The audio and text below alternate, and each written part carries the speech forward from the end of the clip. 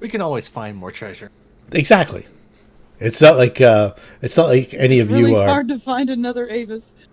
Yeah, exactly. It's not like any of you are crying poor at this point. You made the wise decision. You made it home. Did you stop anywhere on the way home? Thought we were in the sewer still. Did No, we make it out? you guys We got just out. left the sewer. Yeah, you guys got out. You got to the street. You decided to take some back alleys, probably up to over to Wall Street or Carter Street or something like that. You wanted to avoid the keyhole and any potential prying eyes. So you took some back alleys. You probably came out somewhere around maybe the neighborhood where Popov's house was. You might have jogged a couple streets over to avoid that area. And then you came out probably a couple neighborhoods short of the Last Chance via Craft Street and some of the back neighborhoods. From there, probably you went your own way. I would imagine Asami to the Last Chance. Zed's apartment is... I don't know if you guys have seen this map in a while, so I'll send it out to you here. Assuming he didn't think she was never coming back and rented her room out. It's possible. You guys don't know about the... You do know it, but you don't know about the time slip. Exactly. You don't know how much time has passed. Avis makes her way towards her temple. Yes. The temple is a couple more streets up on the Street of the Gods. But it's probably about 2 blocks as the crow flies from Zed's apartment. Everybody's kind of contained in like this area here. You've got the temple on the Street of the Gods. You got Zed's apartment. You've got the Last Chance. We still don't know where Arthur stays. Arthur and Luna have... Luna's got her own distinct... I'm not sure where she's staying. Keep it mysterious. But I'm not sure about Zed or about Arthur. Arthur might be still couch surfing and saving money, or... He kind of goes wherever he's allowed to stay. Okay. So is that Zed's place? Is that the Temple of Itia? Am I saying that correctly? Yita. Yita. Okay. Yita. Or Just don't eat the last bag of chips at my place. That's all I ask. all right. So Asami is just by way of geography the first one to grace the doors of her abode. And when she enters, the first person that she sees is Juan Fao, the Evan Marency cook. And he's carrying out a platter of... it looks like some kind of maybe calamari or something like that. And he's delivering it to a table of players who have their game going on alongside of Ruch and Nark, who are the two gentlemen that you've met in the very first episode. They still hang out there. And they've got a game going with maybe some sort of rubes. It looks like Nark is making out quite well, and Ruch is kind of like off in the back hovering, as he always does. But Juan Fao passes by you, and he's kind of like stunned for a second. He almost drops his platter. Asami! How are you? She acts like it's been, 2 or 3 days? Yeah. Just the expected time, so doing fine. Hope just kind of tired, need a rest. Where'd you go? You've been gone so long. It's good to see you. I did not think you were coming back. Oh, well, here I am. The room still available? I don't think Fatty rented your room. But it's been he's on the second floor if you want to talk to him. Your key should still work. I don't think anyone's in there. I still have 2 strength damage on the sheet, so I imagine that hasn't gone away. No, it has not gone away. I haven't done an overnight Yeah, rest yet or anything. Yeah, Yep. we haven't rested yet. We're still going home. And Yeah, I think Zami's interested in like getting some rest and hoping that that's enough to recover that. okay. All right, so just like go straight up to the room, not even stop and talk to Fatty or anything like that. If he's not available right away, then It sounds like he's up on the second floor, which generally when you take the stairs, you can either enter or bypass. But if you bypass it, you can bypass it directly by going straight to your room. You don't necessarily have to go into the second floor gaming area to get to your room. I'll poke my head in. If he's busy, I'll leave him alone. If he's looks like he's available, I'll say hi. Okay, let's have a look here. See if I haven't brought up Fatty in a while.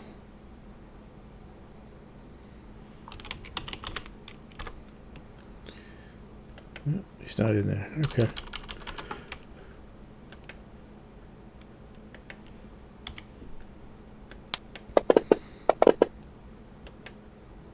He's talking to 2 older gentlemen. There's a second like a sub bar. He's talking to 2 older gentlemen, not the 2 that are downstairs always. And it looks like he's talking some sort of like business deal. The tables are fairly full. And it's fairly busy. It's getting around supper time now. I think she's learned her lesson in interrupting business discussions. Yeah, he's got his back to the door too. You can. I'll catch up with him later. Okay. But, so anyway, yeah, I'll go to the room and start getting ready to. I assume it's evening or no? Yeah, like I said, it's around supper time. Yeah. So it's past the 3rd floor, which is the high roller. It's that's like a special room that's locked off for special guests. They hire it out for the night, and it looks like it is in operation right now. You're not sure who's running the room or anything like that, but you don't necessarily have to go in there either. You bypass that directly up to the 4th floor, all the apartments. You down the hall to your room, past the room that's sealed off, and Right. I remember. your key works. Yep, your key works. Open the door. And the room's empty. Your stuff is undisturbed. Mm-hmm.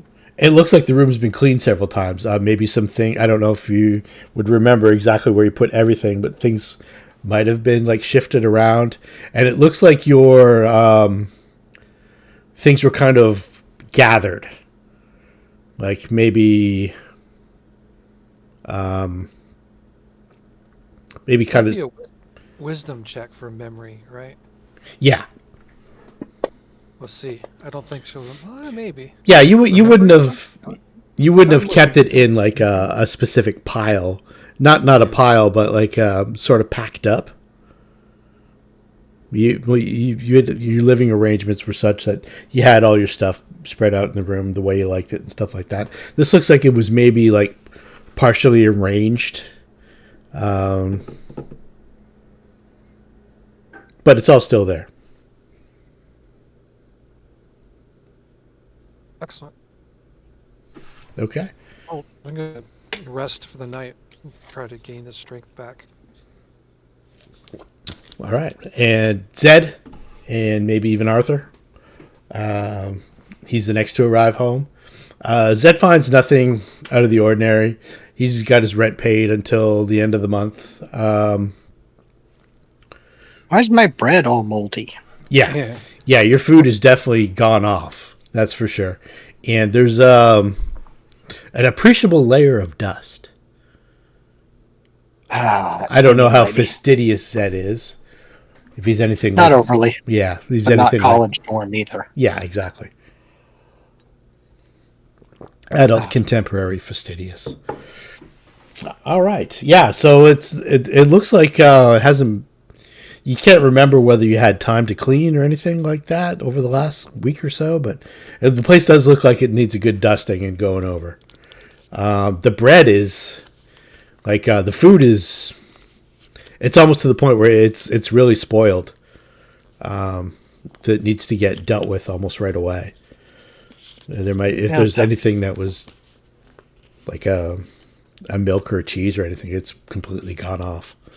Not the cheese. Damn it. No, the fromage. I'll dump it in the bin and take a quick walk out back and dump it in the wherever dumpster. Yeah, you dump it out there, and there you notice specifically there's a lot of displaced people out there, more than normal, and it looks like they're happy to take your cast-offs before it even gets to like any waste bins or anything like that. Okay. I'll make a note of that. That's weird. That's something that you would probably see north of the Street of the Gods in the more downtrodden Marsh district. But it seems like it's gone. Is there beggars in the alley? Or yeah, there's a fair amount of... mendicants? Not even beggars, it's just maybe just people who are maybe displaced. Okay. Well, I'm tired. I don't want to make conversation with them yet. Okay, and then last but not least, Avis. Makes her way to the temple, or the church. And there is a rather... there's... In the last couple days, this place has grown in popularity. It's gone from maybe you might see a couple dozen people during the day to there's a couple dozen people out in front of the temple right now. Okay. And there are two acolytes, the two young ladies that you have helping you. They're doing their very best to feed them and maybe ask them about where they're able to stay for the night and that sort of thing. And the people that are in the lineup now for just some food and, you know, maybe to wash up a little bit or something like that, they do not resemble what you remember the people who were addicted to trance. These people look like they are exhausted, like to the point where they haven't slept in days, and they've got like jittery hands, and their eyes are all dark circles. They're pretty much all unkempt and extremely maybe not emaciated, but you can tell that food has taken a backseat to just whatever's going on. Mm-hmm. And your two acolytes, their eyes light up when they see you, and one of them drops a ladle and quickly rushes over and hugs you. It says, "Thank the lady, you're back." She lightly rubs her back in the hug. How long? We thought you were dead. You know, it's How long since you've last seen my face? a whole moon, over a moon. And she's crying. And she says, "We didn't think we would ever see you again." Worry not, the lady's not done with me yet. Where did you go? Why did you leave us? It's a very long story for another time. Here, let me help. And regardless of how utterly exhausted she is, she's going to help take care of the people that are here. Okay, so in doing so, you learn that those of the Marsh district in particular, basically centered on, say for instance, like Hazy Street on the map is like the heart of the Marsh District, the intersection of Hazy and Carter Street. So a lot of these people here have taken to the use of a drug called Shiver. And a lot of them, they could stop anytime they want, even though you suspect that some of them are addicted to it by now. But they're using it specifically so they do not go to sleep. And then once they run out of the means to acquire Shiver and they actually do fall asleep,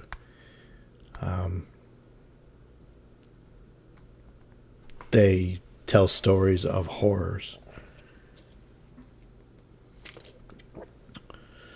You can. Do you have the diplomacy school? I surprisingly do. There you go. Let's give us a diplomacy roll.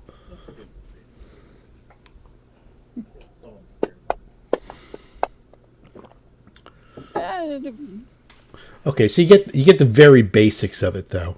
The very basics are the people who have come to the temple for assistance and a little bit of food and are trying to stay awake, but they don't think they're going to be able to. These are the people here now that have run out of the means to acquire Shiver to stay awake. And they're maybe just kind of hoping to spend just a little bit of calm time awake before they do go to sleep. And one gentleman tells a horror story about a place that he calls Nightmare Alley. It's a place formerly one of the other transient people says it was formerly known as Beggar's Alley, but now they're coining it Nightmare Alley. It is it goes around the back of the old Swan Row courthouse, and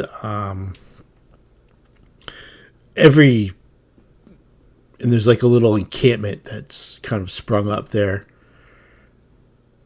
of people trying to fight off whatever's going on, trying to get through this. And it seems to be like a center of Shiver, maybe where they meet and they share it if they have it, if they're able to, or they do it, they hoard it, a place to acquire it. And almost every night, a person or two passes away. And this is on Hazy? This is, let's see, this square here is the old, this is called the Gallow Fields. There's an old courthouse that has So literally almost behind my temple. Got it. Actually, your temple would be facing it. So yeah, literally. Yeah, it's called the Gallow Fields. There's they used to have executions. They had the hangman's gallows. The Beggar's Alley was formerly known as Swan Row. Is the name of the courthouse. It's long abandoned, and the fields in front of it they haven't built on it. There's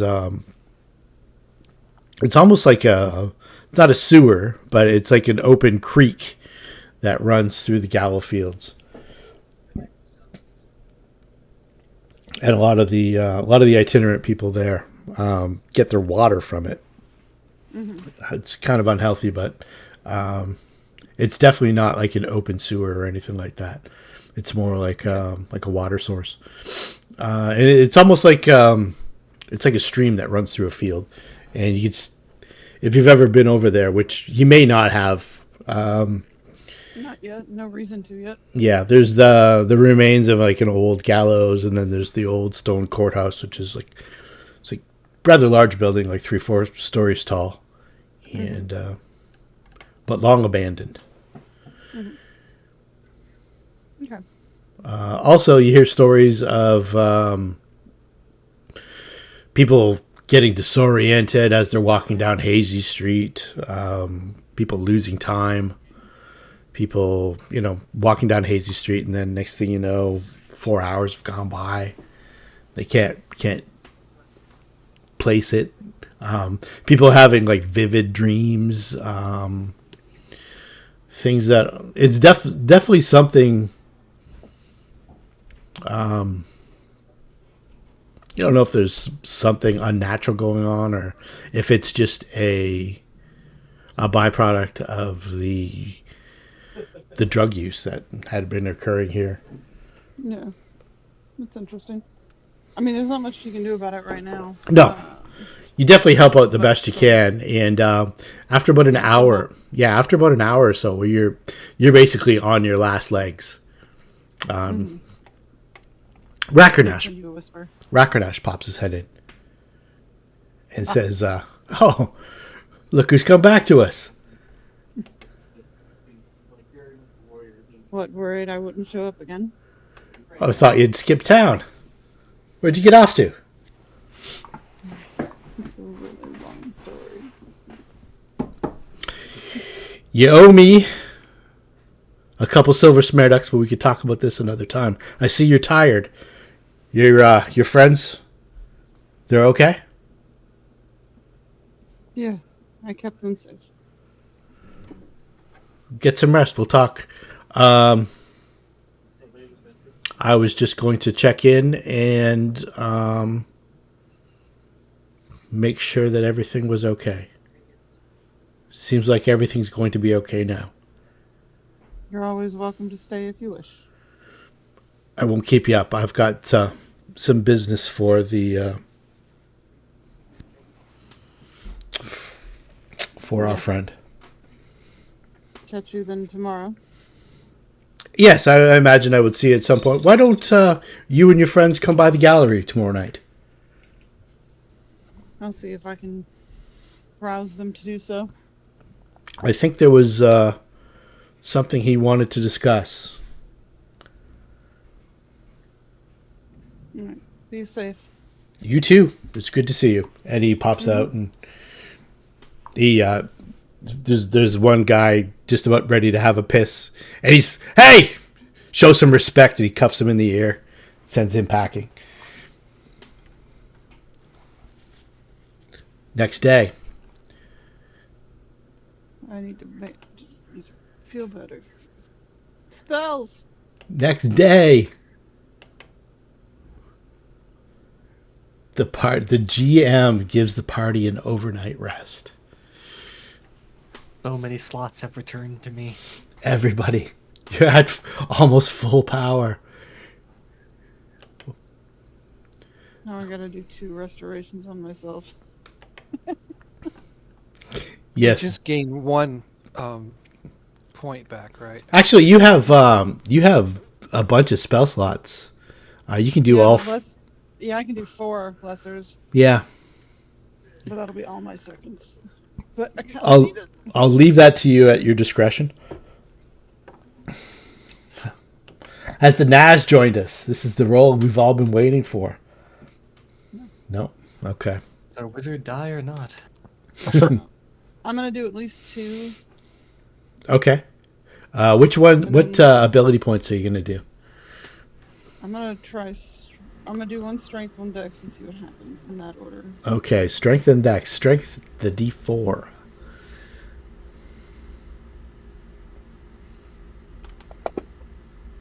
Three, nice. So we'll just change that 9 to a 6. Yeah. Just a little better. And the dex. Oh, nice. 6 to a 2. So that's at least better. Ugh. And you're keeping your. Is there anybody else that was as bad as me? Everybody. Bad? I don't think so. I think. Did Arthur have any? No, Arthur never got drained or anything. He's at 100% right now. Okay, Zed. Is there anybody else? I had no drain. I don't think I had anything, damn it. I think might be cool. Luna had 1 point of strength damage. But she'll get that back overnight. Yeah. Yeah. Well, she's Luna got one also left. has charisma, yeah. Yeah, she's got one left. Sami was down 2, and the rest is down Yeah. 1. So She Asami would be down to say, 1. Yeah. You look worse. Use it on yourself first. Alright, I'm gonna use another strength. All right. Bleh. And you got 1 slot left if you want to use it. Yeah. Strength again. And another one. Yay! All right. Well, 4 points of strength damage isn't the end of the world. It's all of my strengths. I'm just clicking them off because there they go. Sorry, Arby's ended up being delivered to our house, and my dog thinks it belongs to her. So sorry. It's okay. That's awesome. I gotta do a couple things before we even. Second level spell slots are overrated. I'm certain you'll be fine. You'll definitely be fine. Considering I'm your healer and tank, yeah, totally. Yeah. I mean, Luna's the tank, but Yeah. might have died overnight for all we know. Luna might have died in her sleep. That is true. Yeah. I Yeah. think Luna went back in the dungeon, is looting the dungeon. Exactly. I'm gonna go find Asami first. Okay. After I make sure the temple is good, and I tell them where I'll be back Okay. in a couple hours. All right. Their spirits have raised, and there's even one more. They've got another convert. So there's 3 now, and I have 3. 3 followers. Oh, how much would the temple charge me for the restoration if I went to the main temple up the road? I don't know if there is anybody at the temple that can do one. It's not like a high fantasy world where you might be the only one in the city capable of this miracle. Okay. You should hide that fact. I should definitely have that back. Time to go see Asami. Okay, so Sami, what does the next day bring? Oh, well, I think I owe some performance to keep my room intact. So I think certainly there's the regulars at night, but I imagine that there's the breakfast crew that shows up. Yeah. know? Oh yeah. This place is 24 hours. So. Yeah. And Fatty's roughly about 18 of those 24 hours cruising around. Yeah. I've So I lost imagine the damn map. definitely don't want to take away if he has a different performer going, but No. if nobody is, then I will try Yes, to thank you. bring some light to the room. Well, it was I live and breathe. Yeah. So what she wants to do is pull out this mandolin that we acquired in our travels and test it out. Okay.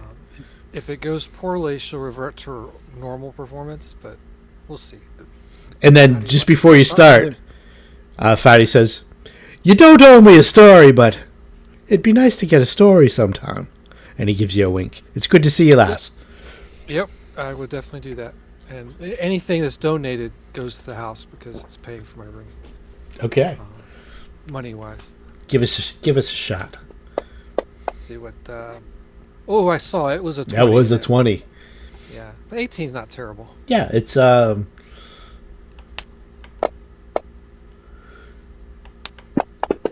2 iron ticks and a bronze eagle.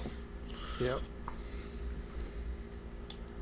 And she just puts it where she normally puts the money to help pay for what she's getting.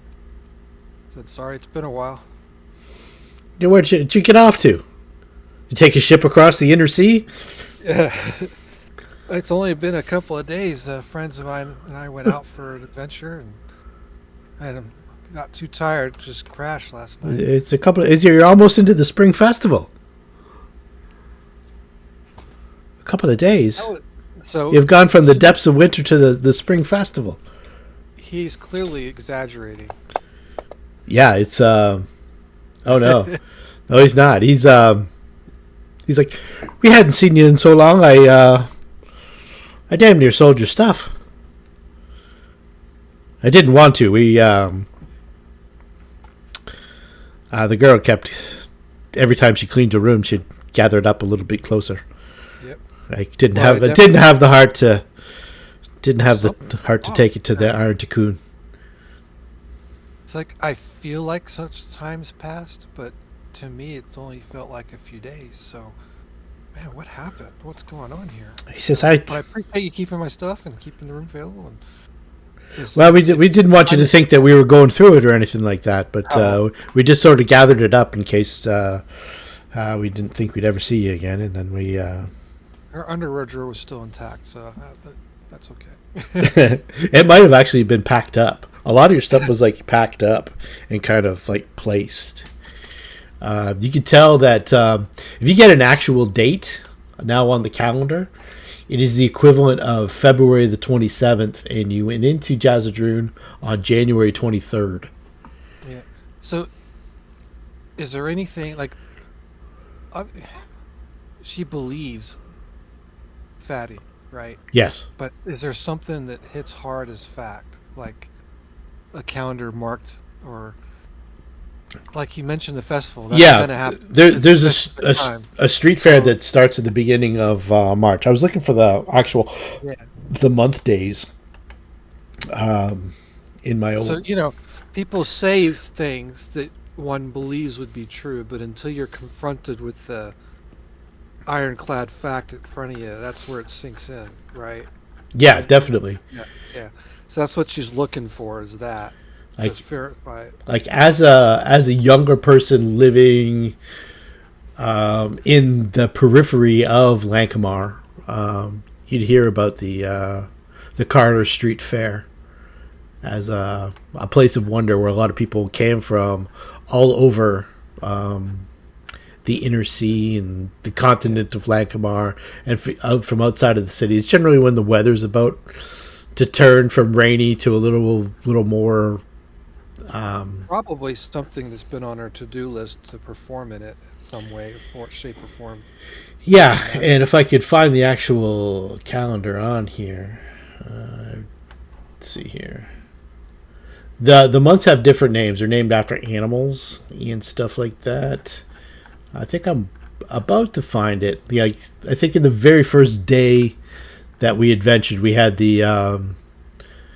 It was the day of the bat in the month of the owl. I think or the month of the goat. That's what it was. So now it's the they call it the month of the hedgehog. The month of the hedgehog, and the day of the hare is the beginning of the festival on the Carter Street, and it runs until the day of the raccoon, which is the 15th day of the month. So basically 2 weeks of people from all over the continent come to ply their wares, and you've never witnessed it, but apparently Carter Street basically fills up from the Street of the Gods all the way down to what's the bottom street, like Festival Street and Great Gate Road, down to the Grand Gate, all the way up through the Festival District and into the Tenderloin, all the way up to the what do they call this? The Temple District. Thought about it. We were sustaining ourselves on half rations, essentially, that whole thing. I would think the first thing on our mind would be to eat a real meal. Oh yeah, for sure. Probably dawns on her now. It's like, you need some breakfast. And you feel your strength coming back to you. I think that was probably it was either from Spider Venom I think it was from Shadow. Like all that strength damage was from Shadow. Yeah, because remember, he touched her in her no-no square. That's right, too, yes.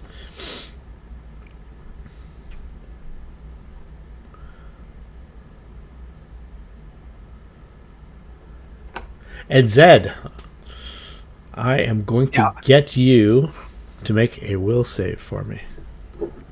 All I wanted was a tomato and cucumber sandwich, and I come home with moldy bread. I will save. It's 2 higher if Baka is there. Bakai is there. Okay. Is she there? Is it nighttime? This is the next morning. Next morning? If it's when I first woke up, no. If I've had a chance to summon her, yes. Okay, so I don't know if Arthur crashed on your couch or not, but if he did, Arthur, you're going to have to give me a will save as well. I'll say I did. Okay. Is this a frighten effect? Yes, You need to know this in case. Oh, it's a frighten effect. All right. it is. Give me a second. I believe I had my charisma to it. Yes, I did.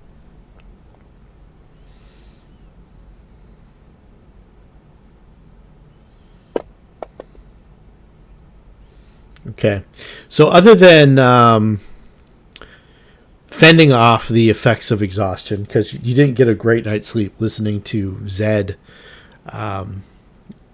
call out. I imagine the first thing he did when he saw Zed's house was and saw the state of it was basically just remark something along the lines of, "I didn't realize you were in such dire straits, Zed." I swear I bought some good food. Yeah, it wasn't that long ago. It was just a couple days ago. When was the last time you saw a potato this sprouty? I think I was taken. I have to have a word with the merchant. Damn you, grocer. If you have a question about potatoes, that's what Asami's farm grew, so she'll tell you. So, your evening with Zed, you seriously considering getting your own place. Zed had a fitful night. A night where he was calling out, shouting, almost unintelligibly. Oh wait, it's +2. Yeah, and save one within reach. Okay, sorry, go ahead. Do you have +2 on your save? I shield ally level 4 +2 AC and save when Eidolon is within reach. Oh, okay. If she's within 5 feet, not at nighttime, obviously. Okay, so you would have dismissed her overnight? She disappears when I have to be lucid for her to be present. Okay, cool. So you failed by 2, and you are fatigued when you wake up. I'm going to give you just a regular wisdom check to let me put fatigued on you, and we'll see how much you remember of last night's dream.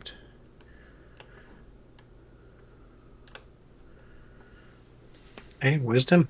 Mm-hmm. Okay, it's real spotty. Been a long few days. Yeah, it's been a long few days, and it's almost like the flood of time has poured back into you. The missing gap. Those less sensitive to this sort of thing, like Avis and Asami and Arthur, probably didn't feel it as acutely as you did. But there was definitely an evening out process that had to occur. And you had roughly 27 days worth of nightmares and dreams jumbled up into one fitful sleep.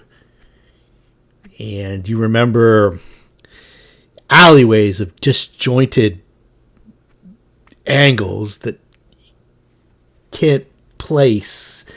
Things shouldn't be shaped like that. Shadows that are indiscernible. You remember running. You remember at some point there were stairs. The faster you tried to climb, the more there were in front of you. And your pillow is soaked with sweat, and you did not get a restful night at all. Okay. I'll see if Arthur had the same issues. Your weird is hot. I sleep on it again. Sorry. It's like almost like it had been in like hot water overnight, kind of hot.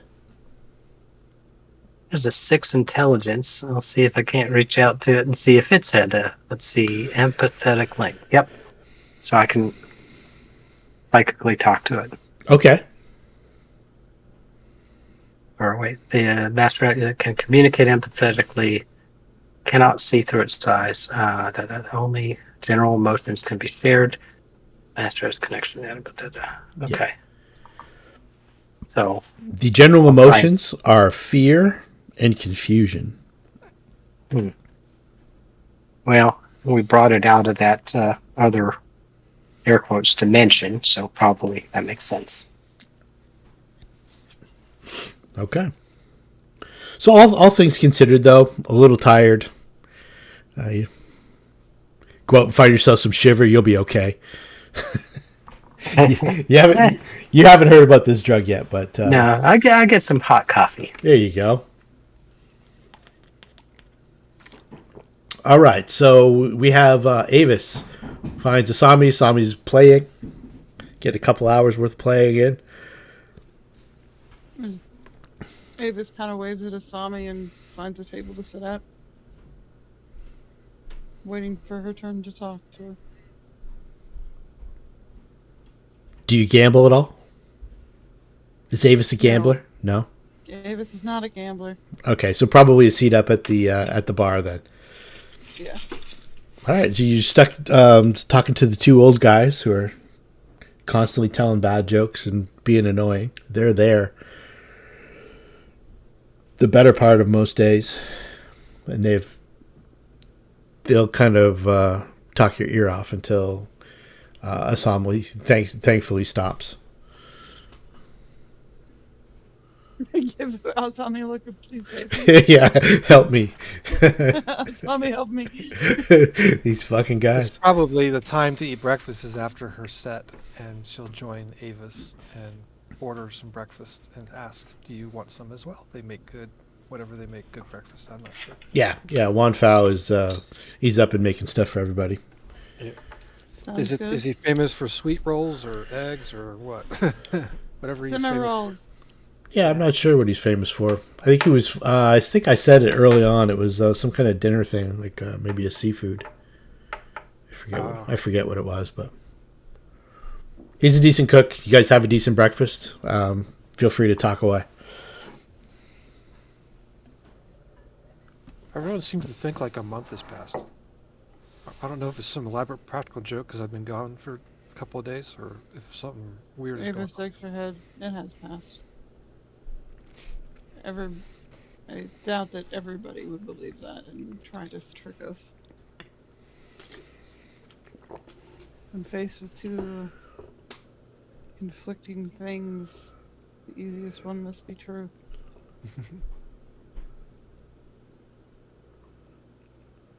There's just a lot of weird things going on. Speaking of weird things, Fatty comes up and slaps Asami on the shoulder. It's good to see you, lass. Where did you get to? Did you go on one of your adventures? I was helping a friend out and thought it would just be an overnight adventure, but it turned out to take a little bit longer than I thought. Sometimes when you step out your door, you don't know where it's going to take you. Yeah, It's good to see you again. Avis kind of nods. I don't think Avis is a bit fatty. Yeah, I don't know if she has. I would imagine No, she I don't has. think she has. No. I think this is only the second time she's been in here, and the first time they were talking to Oh, somebody that's else. okay. So so that was Jan Pickett. So you didn't actually. I don't know if you formally met Fatty or not, but Fatty was there. Fatty facilitated the conversation and got you the second floor room. Okay. He says, it's good to see you again. I don't remember getting your name last time. I'm Fatty McComb, the proprietor, I suppose. It's good to see you. Avis, even Pete. You don't take to the dice and the cards? No. We'll be friends anyway. It's good to see you. Any friend of Asami's a friend of mine. The best breakfast I've had in 27 days. Well, you're out on the road. You can't expect the palatial accommodations that we have here at the Last Chance. You got me calling it the Fat Chance. Oh, that's right. It's called The Last Chance. Yeah. I kind of play Asami as a little bit absent-minded, and so it's a mistake she probably would make in character. Oh, probably. You guys have probably called Yeah. it that to him several dozen times now. He gets the joke, and it's yeah, he kind of likes it.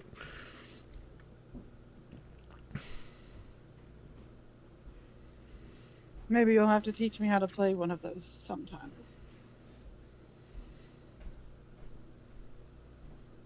What's that? Have you heard? The card game or the instrument?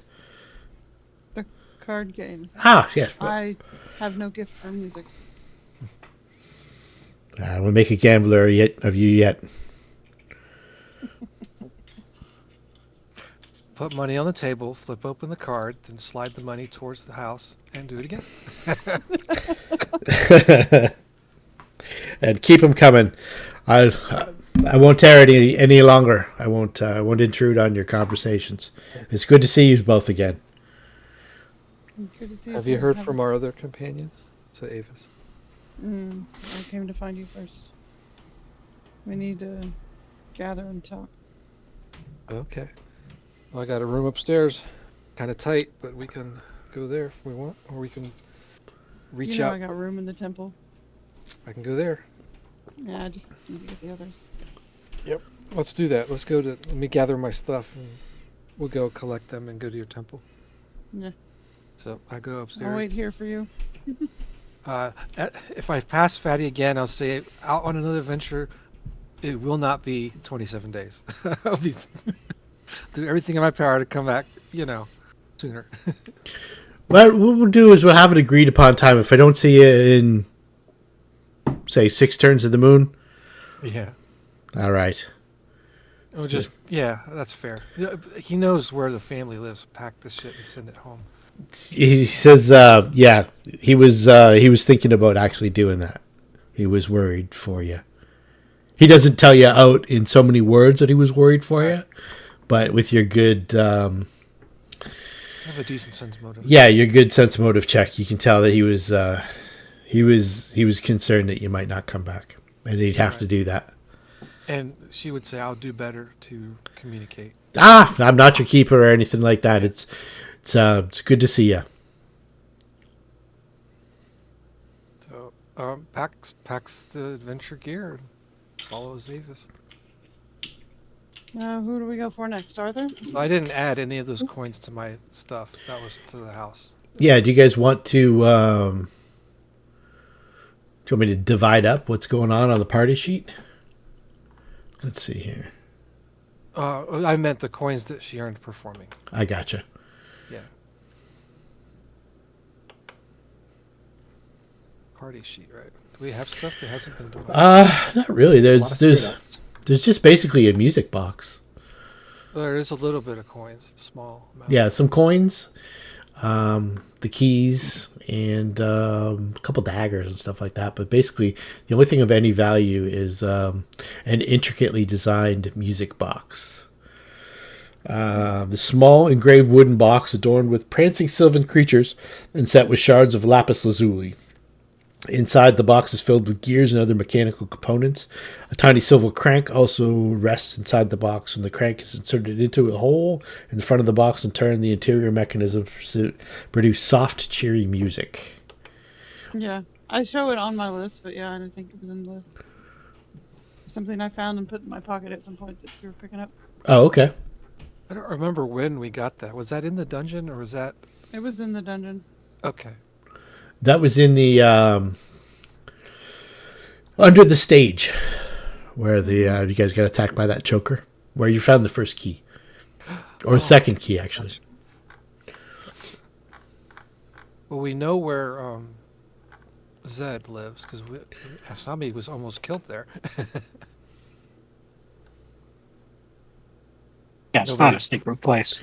Yeah, Nobody- you also know that there's 2 shops fairly nearby Zed's place too, and one of them is owned by Lord Denau. It's called the Iron Tikoon. It is. we need to go shopping. Let's do that. I can't think of anything else Yeah. in my head that we need. Zed's is here, and I just don't recommend the local grocer. Not very fresh. Let's see, the Iron Tikoon. I don't know if you can see the pin or not, but it's right here. So I think I would imagine the rations were spent. I don't know if we even got to that. You had the one rest overnight. I think you were kind of saving it, and then shit went sideways, and you had a chance to get out, and you got out. That was you had your overnight. Then you woke up in the morning. You were ambushed by some shadows. You didn't know that the place had these kind of properties where those you have killed might come back. Dealt with them, but that put you on your heels right from the start. And then you made your way through. The two really tough fights were the giant spider, and then the bout with Wathab and his the mechanical creature in the zones of invisibility. So a lot of stuff happened in that fairly short period of time, like a couple hours. And you took a chance to get out, and you got out. Go for it, dude. And getting out wasn't easy either, with the lift being full of the tunnel sweeper. And the rat men. Can't forget the rat men.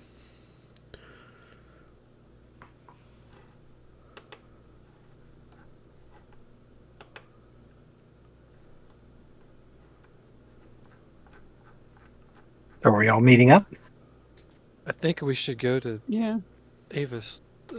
Myself and Avis should go to Zed's place first because we know where that is. Okay. And then try to figure We out where don't know Arthur where is. we don't know where Luna's staying, and we don't know where Arthur's staying. Coincidentally, he happens to be there, but Yeah. I don't think we knew that. Yeah, I think we said that Zed's place was on the 4th or 5th floor, something like that. It's a walk up. It's kind of rickety. The front, you go in through the front along Carter Street and that alley, and you can see some people kind of like huddled and gathered. It's almost like at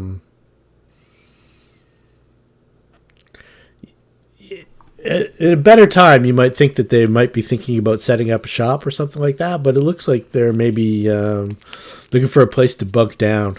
And Zed's building,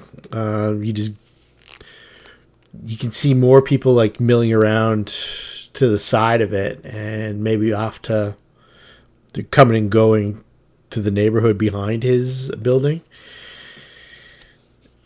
The Street of the Thinkers was actually fairly clear because there's guardsmen who are up and down the Street of the Thinkers most of the time. It's kind of the edge of the Tenderloin district. They really don't let it get too bad between on the Street of the Thinkers or the Street of the Gods per se. So they're kind of like hustling people into these like back neighborhoods. You can tell that there's maybe people coming from outside of town. And this might have something to do with the festival, but it also might have something to do with something else. You didn't imagine people coming for the festival having to, sleep on the streets and stuff like that. It's kind of off-putting. But anyway, you get to Zed's apartment and past the beggar that you've seen before several times. He holds out his hat and he flashes you a semi-toothless grin and says, "Alms, alms for the poor, alms." And then there's the stairs to walk up to Zed's apartment.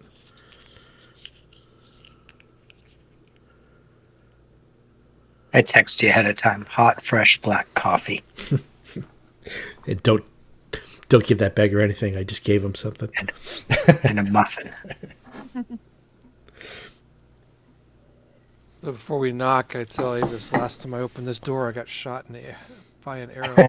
Put me down. You want me to stand in front of In you? case there's someone dangerous behind the door. I know it wasn't Zed or any. But isn't Avis only like 3 feet tall, standing in front of him? No, she's Yes.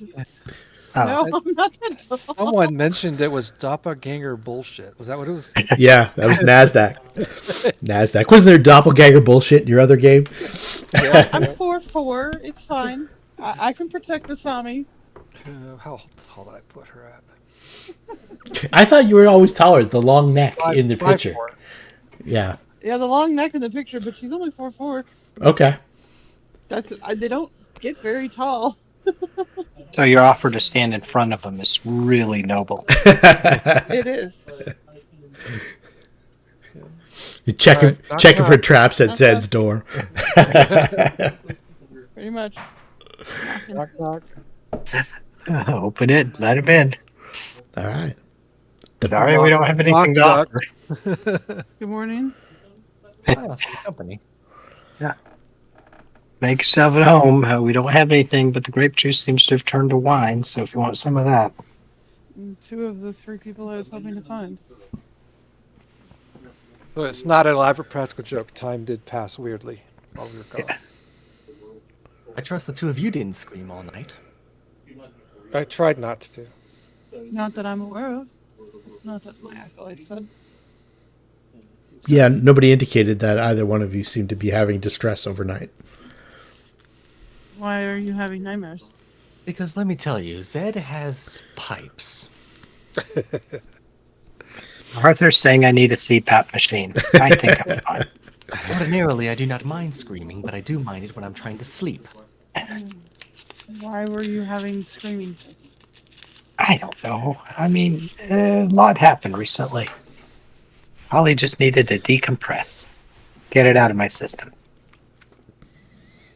I could have chosen a soundproofed room for that, but very well. Well, the dreams and I, we seem to be merging a little bit, and I may have found a new area that it doesn't sit well. What area? Dreams do what dreams do. It's kind of like taking a path without turning back. But there's usually something to be found if you push through it. In what area? Where did you find this thing? The steps, it's always going to the tower, always to the sky. This time I couldn't get to the top of the tower. So there's some obstacle. I guess that provided some consternation because I get such satisfaction out of the sky.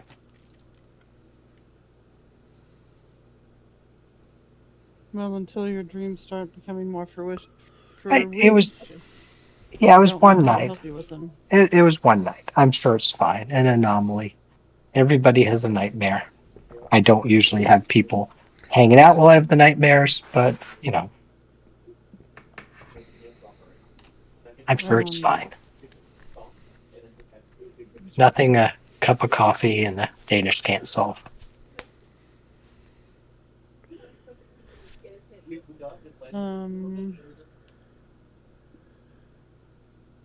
So you say time has passed?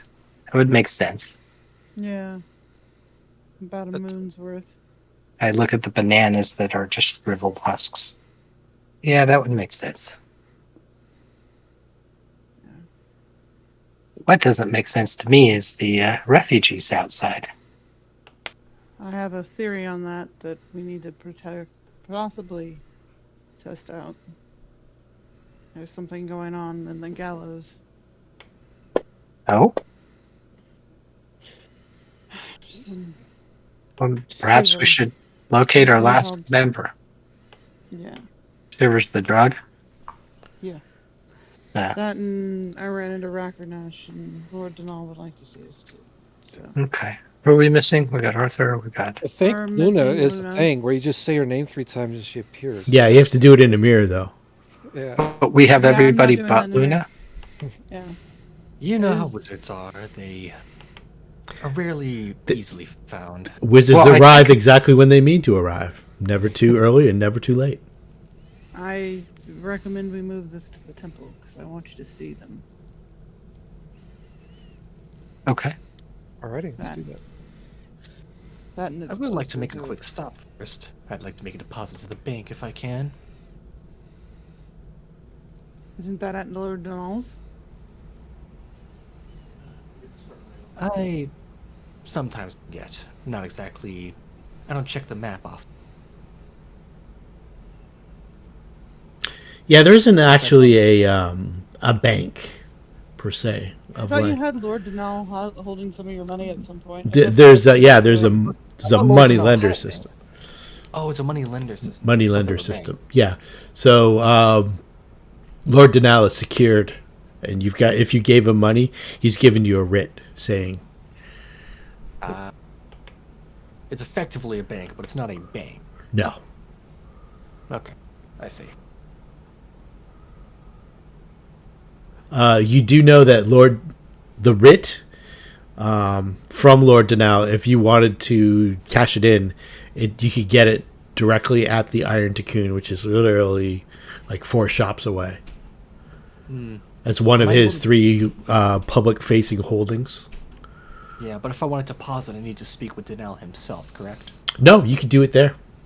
Oh, well, I'll do it there. You could do it there, and they've there's let's see here. There's 2. Let's see here. Arab and Cole are the 2 brothers, moneylenders, apprentice. They're both tall and lean. Cole's darker complexion. Arab is fair haired, both in their mid-20s, and you can tell that. And there's always there's 2 slayers who are always on duty there, and it's a pawn shop. Probably the most run down of all of Lord Denal's pawn shops, but just basically because of where it is. Like, it's literally steps away from. If you go north of the Street of the Gods, you really get into pretty hardcore ghetto.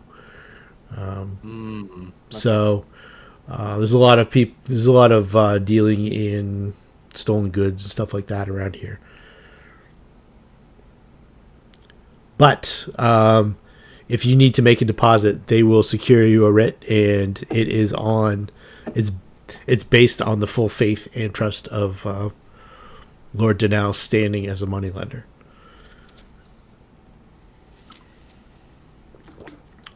So in a city like Lankhmar, that's about as good as you're going to get. Very well. I'll make a deposit. It's also a good place to buy and sell used items. It's as you can imagine, a pawn shop in a city like this. All manner of things come rolling through. Anything, and they'd also be interested in perhaps purchasing anything that you might have.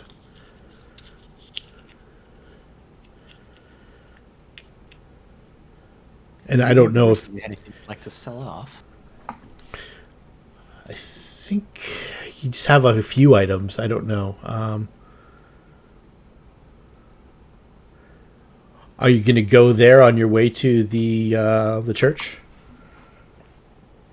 Arthur would like to, if it's not too heavy of a detour. No, it's literally out to Carter On the Street, way. and then like 3 buildings to the north. All right. Yeah, he'll make a deposit. Okay.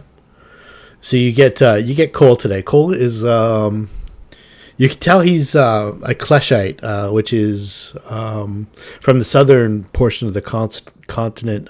He's got like almost like mahogany colored skin and curly black hair. He's got just an electric smile and bright eyes. Seems pretty gregarious. The more gregarious of the 2. Arab is kind of in the back doing this and that, and Cole says, what can I help you with today? Good morning, good sir. I would like to, excuse me a second. Okay, there. Excuse me, good sir. I would like to, make a small deposit here. You are a money lender, aren't you? Yes. Among all the services we are under, money lending is a good portion of what we do here. Your deposit. You're familiar with Lord Denal and his holdings? Very good sir. Excellent, excellent. What can we take on deposit for you? I would like to deposit a sum of 150 gold rilks if I can. 150 gold rilks. Wow. And then he kind of nods over to the two slayers, and you guys are the only ones in the place right now. And they go over and lock the door for your security, of course, and until we get the vault all secured. And he starts counting it out, or gets his little journal ready, and he's got another section of papers with a wax stamp.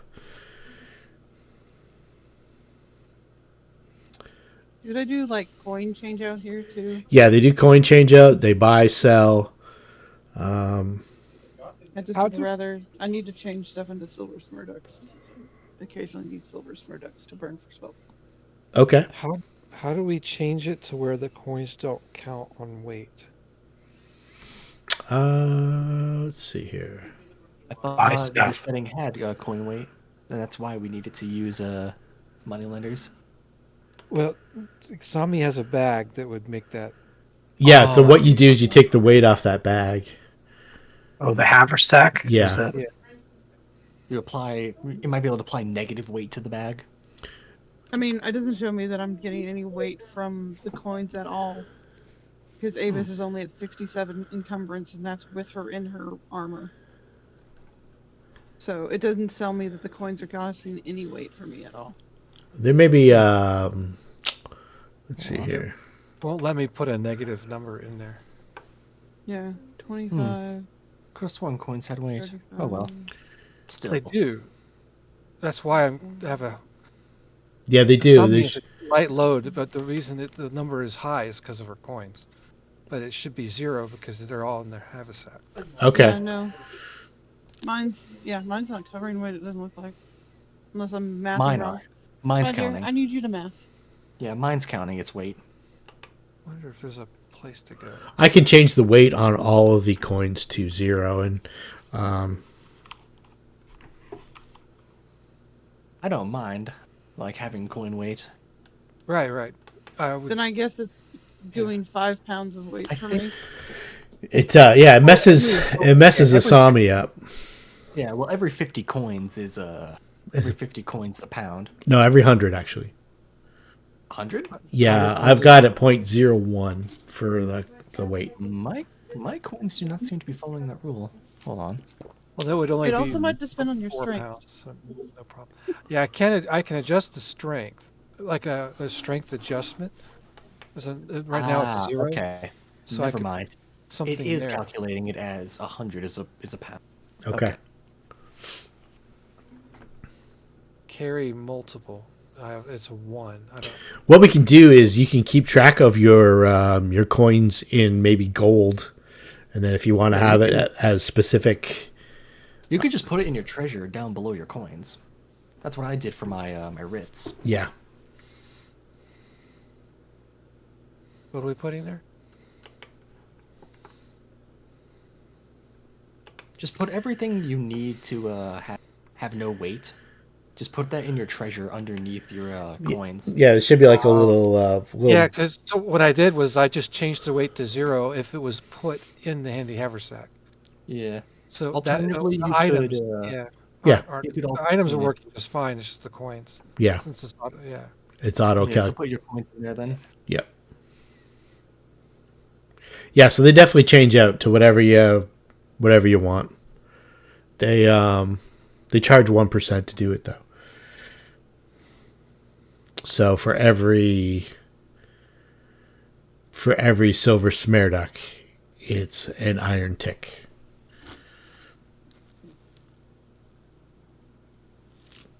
Oh, pardon me. For every gold rilk, it's an iron tick.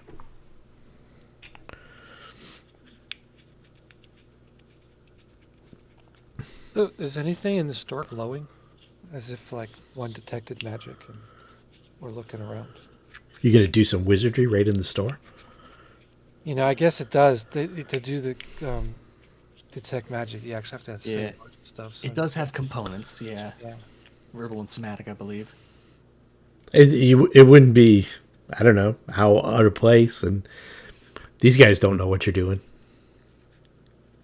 Oh, it's just something to do. It's no big deal. They're close enough to the street of the gods and they see all kinds of charlatans and madmen priests and stuff like that roll through here.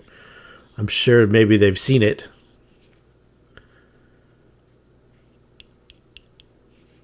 I mean, it's a 0-level spell. I didn't think that those were like cantrips and stuff were a big deal. I thought it was when there's other I think spells. all sorcery is a big deal. Period. So there'll be even prestidigitation. Yep.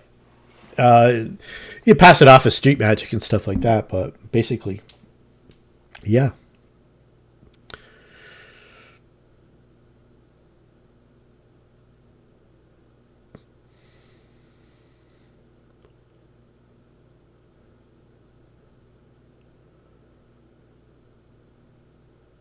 Do you do it?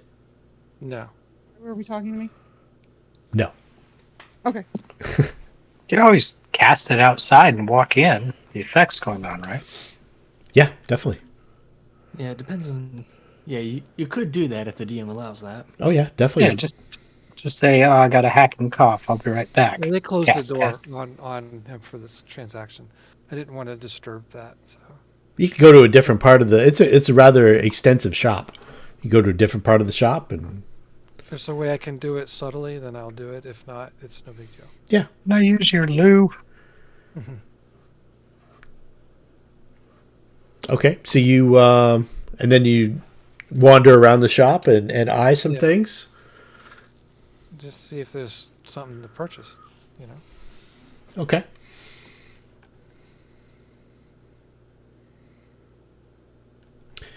Let's see here, Arthur. You're changing your. You're putting on deposit 150 gold rooks. Yep. Okay, so that is 15 iron ticks is the fee, the holding fee, All right. like a one-time kind of holding fee.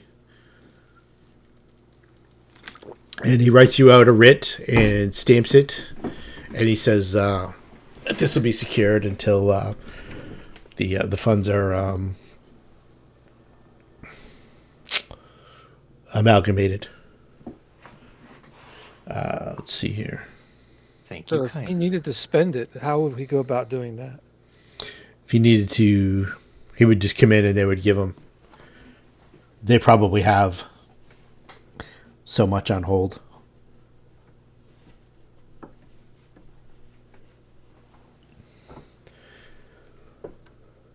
You could also just you could trade the writ too at another store or something like that. You could just exchange it over to another. But that would take the services of another money lender and another 1% fee. There's various ways to do it.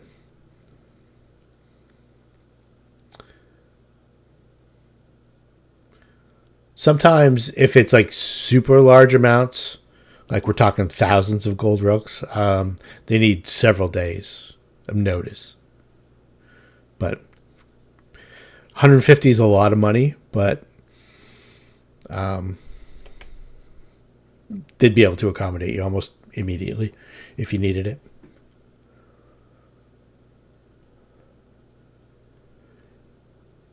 Is anybody else doing anything? Arthur will browse while his money's being. Yeah, they have to count it up and sort it and make sure they weigh it out too. It's another thing in Lankhmar. They make sure that everything is weighed out. They make sure that the coins aren't shaved and that sort of thing. Yeah. Since Luna was able to. Luna wasn't caught doing her magics, correct? Nobody seemed to have paid attention to it. It was Luna, right? Or was it Asami? Asami went Oh, it out. was Asami. Yeah. Sorry. Asami went outside, and I didn't. However, her, or actually to no another part of the store, I think, right? And Right. yeah, nobody really seems to be.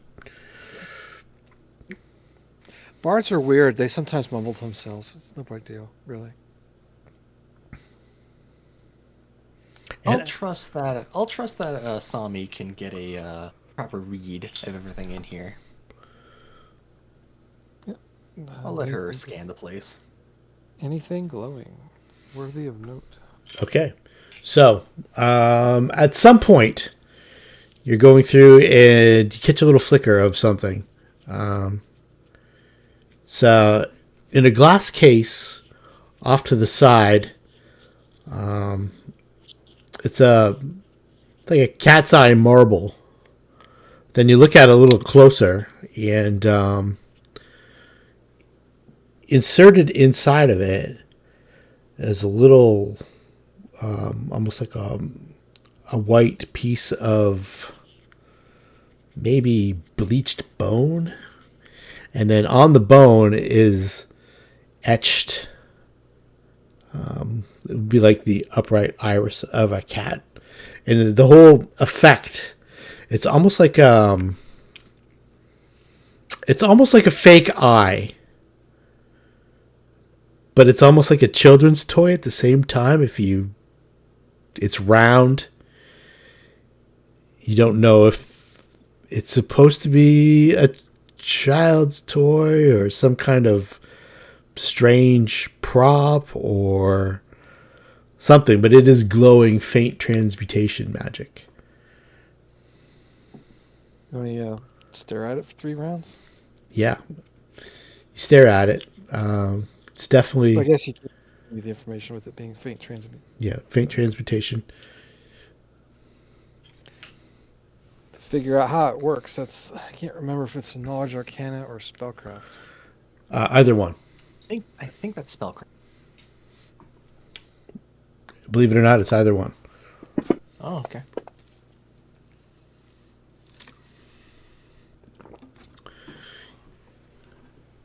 If you were to take this item and pluck out your eye and place it into your eyeball, into the space where, like, say you had an eye removed or something like that, if you were to somehow place that into the socket, this would give you low light vision. But you'd lose depth perception because one eye. And you'd always have this ugly glass eye in your. It doesn't change form or anything like that. It might affect your outer beauty. Just enhances the other eye.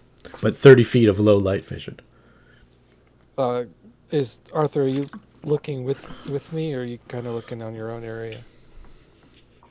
Arthur did not cast anything. He is sort of silently trusting in your ability to find anything. Well, he will look at the stuff that, with a non-magical sense, anything that looks like good, like masterwork gear, if there's any of that left. Yeah, there's all kinds of good stuff. He has a carrying capacity problem, let's just say. He'd like to find ways to improve that. Okay. Can. Well, like a masterwork backpack, would something like that help you out? That would definitely be useful. Okay. Mary Poppins purse. That's Because he can't rely on the haversack party members.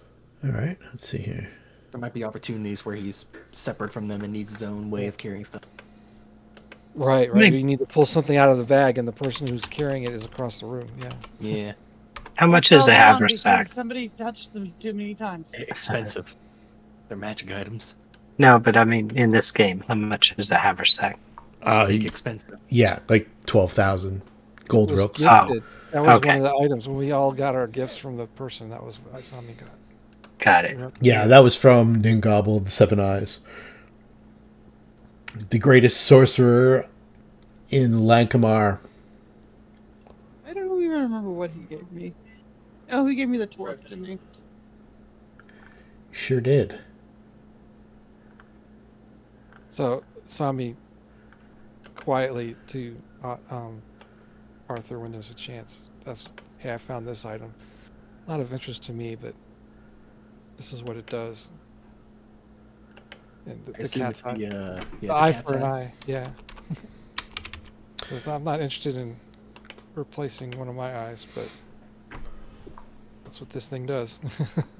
I think I'll settle for a lantern instead of gouging out one of my eyes. Yeah. The yeah, when you're doing that too, you're doing your little There's still like there's like a hair that's stuck to the back of it. It kind of has like a strange coppery odor to it. It's yeah, it's kind of gross. Putting it back. I'll settle for a lantern. I only need one hand to do what I do best. The backpack, you can get a masterwork backpack for 50 silver smarducks. Okay. I'll go ahead and buy that then. I'll throw that Sounds like a good purchase. in the party sheet. What does that do? Let's see what that does exactly before you. I think it cuts your weight by half, isn't it? No, it lets you treat your strength as one higher for calculating carrying capacity. Oh, okay. There we go. There we go. So it's not a massive boon, but it is a boon. Yeah, it's a... Yeah, I could, considering my strength's only 8. I'll buy one. 50 silvers? So, yeah, 50 silver smarducks. And actually, how about this? For every 50 you spend, up to +4, you can treat your strength as one better. Like 50 for +1, 100 for +2, 150 for +3, and +4. Oh, I'll spend 200. So how? Yeah. 200. I would need to. Unfortunately, I put most of my money into the bank. You so I can, need it's to okay. draw- He can just change it right there. It's no problem. Yeah. So I need to draw a gold rilk is worth 10 smearducks. 10 silver smarducks. Yeah. Yeah, I'll take 10 off the writ then. Okay. Cool. All possible. Yeah, absolutely. So just change the your in there the strength from +1 to +4. All right. Is there an extra one I can buy, you said? Yeah. Yeah. There's multiples. Okay. I'm not sure the item itself actually creates an effect. Hold on. I don't know if you can. I think I can modify my. Yeah, I can modify. Yeah, strength adjustment. Go into your. Okay. Cool. Your encumbrance. Okay. right. Plus 4 strength adjustment. Excellent. Far better. There we go. You can do that in encumbrance? Yeah, go into your encumbrance. You'll see a small edit symbol. It'll let you change your. Your carry multiplier and your strength adjustment. Got it. If I did that to account for the weight that the Handy Haversack can carry, just whatever strength number, Yeah, that weight. That way I could put the weights in properly. That's a good idea. There you One way go. to do it. Yeah. Yep. So what? I guess I have to look at the chart, or just keep putting numbers in so the weight adds up properly. Yeah, you can do that. Yep. Yeah, the numbers do get exponential. Yeah. They start off small and then they get far bigger. Well, I put a random number in. I started with 8, and it added the exact number that I needed, the 115 pounds that the Handy Haversack can carry. So now I got to go through and put the weights back in for what's in the Haversack. Then it'll be accurate. So nobody wants to buy the Eye of Olaf. Is it actually Olaf's eye? OLOTH. There's a little yeah. I will pass today. Okay. Yeah. Oh, hold on. Is it? It's up to plus. So the better masterwork. Yeah, +4. You said I can up to up to +4 as in. Okay, that's what you mean. Yeah. It means yeah. Treat your strength as 4 higher. Gotcha. Just making sure. These are extremely well made backpacks. It's almost like you're not carrying anything. Feel lighter already. Yeah, a backpack that they do +4 is amazing. Do you guys want to sell the music box or the keys or anything like that? Is there anything about the music box that's, since I got the detect magic on, kind of looking at it? Yeah, it's not magic. It's just intricately designed. And anybody have the appraise skill? Yeah. Not that great, but I got a point in it, so see what I come up with. Okay. Yeah. You're not sure what it's worth. Oh, we got the same number. That's funny. There's definitely some pretty intricate machinery inside of it.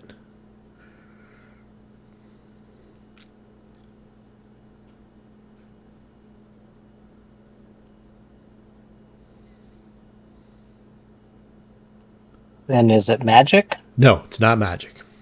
Right. It's clockwork. So not like clockwork in magic clockwork, but clockwork as in Lankhmar there's a water clock not far from here. That is like one of the wonders of the world.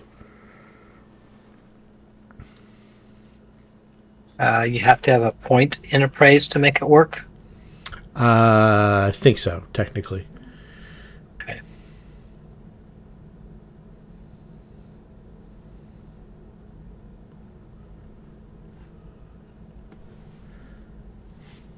Let's see here. Skills. Appraise.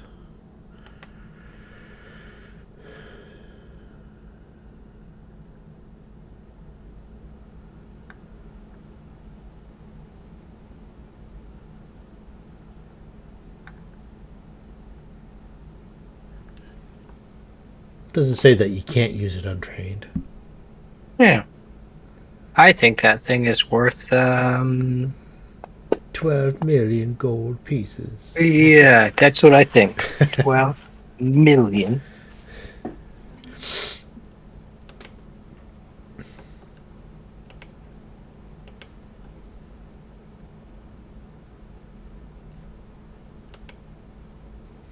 See what offer they offer for it. Are you gonna show that to him? Oh, Why not? I don't have it, so whomever has it. Tommy can show it to him. Say, look at this beautiful music box. What would you take for trade for this wonderful? Look how intricate the gears are. You know, it's nice and clean, shiny. She shines it. Does it work? It's worth millions. The diplomacy is their best little used car salesman act. Sure.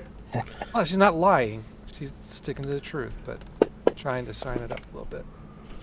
Does it actually work? If she opens the lid, if it works, it works. You know. Yeah. Of course it works. If you wound it up at any point, which you probably would have, yeah, it does. Music comes out, starts playing that cheery Sylvan kind of fairy tale kind of music. Low roll explains the kind of out of character use of diplomacy that she wouldn't normally be doing, but still she's got some charm. Okay. And Cole says, Arab, come and have a look at this.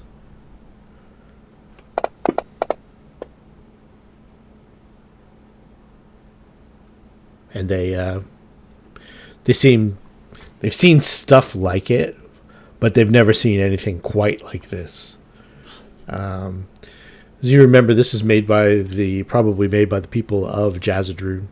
And they haven't been around for a long time. This is the same with that machine that you saw down there, the pulverizer that's completely foreign to here. And they seem kind of excited about this. And they start talking about, I think the name of the guy who had the water clock is I can't remember off the top of my head, but they're going on and on about the machinery and how impressed this one person would be with this intricate device. And they'll immediately offer you 200 silver smerducks for it. Well, it paid for someone's bag, right? That was. I'm sorry. That's an insult. Try again. Well, don't know how much more would be authorized to go. It's a princely sum. 200 silver smerducks is. I mean, you could always ask Lord Denal himself. Well, I'm authorized to go to the upper limits of 250 silver smaragds before I need to get another opinion. Well, we do have a meeting with them tonight. Good Well, option. offer it to you right now, 250 silver smaragds.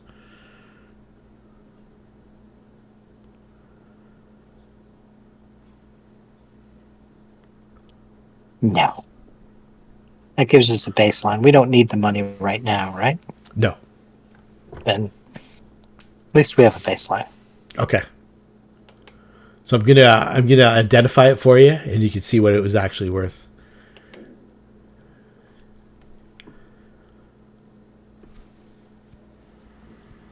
Is it in our party inventory? Yeah, it's in the inventory. It's under music They were box. right on the money. And they even went over. They were gonna rip themselves off. Just both trying to encourage them to do better, and we can at least try to do better. You change our mind, we know where to go. Gonna go see Denal tonight. Off to see the wizard. We're off to the temple if we're done shopping. All right, so outside you see coming down Carter Street is the enigmatic Luna. I was about to ask if someone said Luna 3 times in the mirror.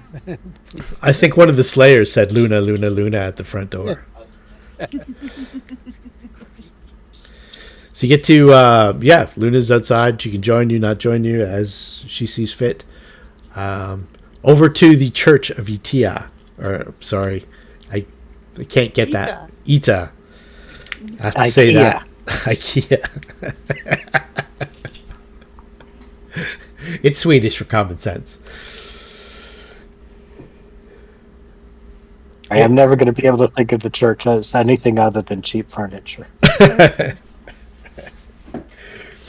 All right, so now in front of the, actually at the actual intersection between Carter Street and the Street of the Gods, Zed, you see your friend, the person, Madman who got me into my path? he's still there, and he looks a little worse for wear. His face is drawn and gone. He's got a scraggly beard. His hand has got a noticeable tremor to it.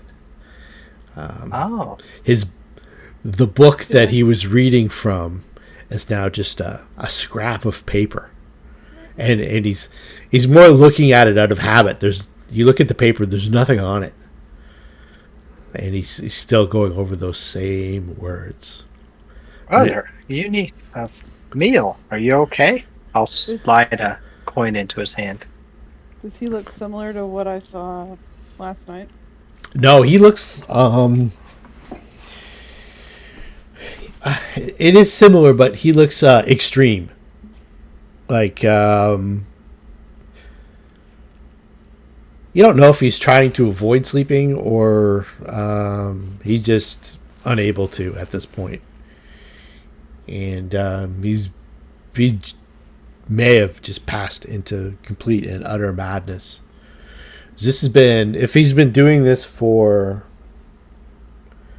since you first seen him, you're going on almost like 2 straight months of almost constant reciting the same thing over and over and over.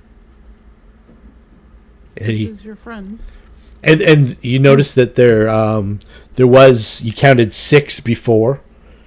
There is 9 now, and they're holding out hats as people pass by and stuff like that. But they're kind of gathered around him now as sort of like almost like numbers on a clock, protective of him. Well, I'll go up to him. Have you eaten? Slide a BA into his hand. Okay, he takes it to bless you. And then he just goes right back to saying, You don't know if he's Oh. capable of saying much else other than simple platitudes and this that has to come out of him. You can give like a sense motive check. I was about to ask that if it's an act or if it's That's he's being compelled to do it. Mm-hmm. Oh, Help. tell me. Don't help. It is definitely he's definitely being beyond compelled. It's almost like if he was like magically compelled at some point to do this, like maybe a curse or something like that. He's passed beyond it. Now that's pretty much it's going to consume him. He doesn't have long to live unless he's restrained and forcibly fed. So all that the Sami can tell, or the whole group can No, Asami can specifically tell. Zed knows that this guy doesn't. At the rate he's going, this star is gonna burn out. I'm gonna see if I can't message him to kind of reach into his mind, or Okay. actually, I guess that doesn't reach into his. Let's see, the whisper. So That's the not- thing that's going to do him in is exhaustion from engaging in this repetitively. Yes. Or okay, Yeah, I got. share that with. I feel like announcing it to the group might be wrong, but I think that sharing it quietly with Avis first. She's the most likely person that could provide aid, assuming Zed is communicating with them already. So Yeah, lesser restoration would help reset some of this damage. Not all of it, Okay, but that's some fine. of it. Yeah, I don't know, Zed. Did you want to like try to reach out or? Well, it doesn't reach in his mind. I was looking for something that might get past his conscience, but I don't have anything. Well, you've seen you and Arthur both were able to reach Lord Danao when he was beyond a lucid state. If you remember. Well, I'll see. I mean, try and see if I can't get past his barrier and see what's cursing him. Okay. What do I need to do? Yeah, nothing. You just tell me what you say to him. I'm going to try and reach it, brother. What are the dreams? Are you in the tower? The tower is close. The window is open. It's the same thing he's always said. Yeah. Are you facing the stairs? I'll mention the kind of dream I had last night. Or are you at the window? I've already climbed the stairs, brother. Well, what? I soon will be one with the void. It looks that way to me too. Is that your choice? I'll look at his followers. Yeah, his followers seem like they're all in various states of madness. Somehow this message is clicked with them.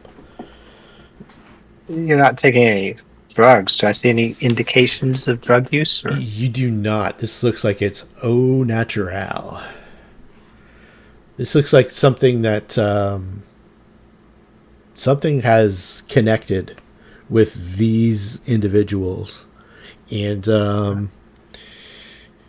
you're not sure, but you think that maybe if this man in the center passes, one of them might step up and take his place. Kind of, you getting that vibe that they're all just kind of waiting for their turn to do.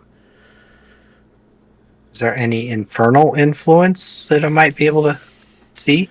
Let's see. How would you see that? I don't know. Maybe Bakai with her kind of fey background might be able to sense something that's off, like otherworldly. Okay. Yeah, she does. She senses that maybe this man has gotten too close to something that he wasn't supposed to get close to.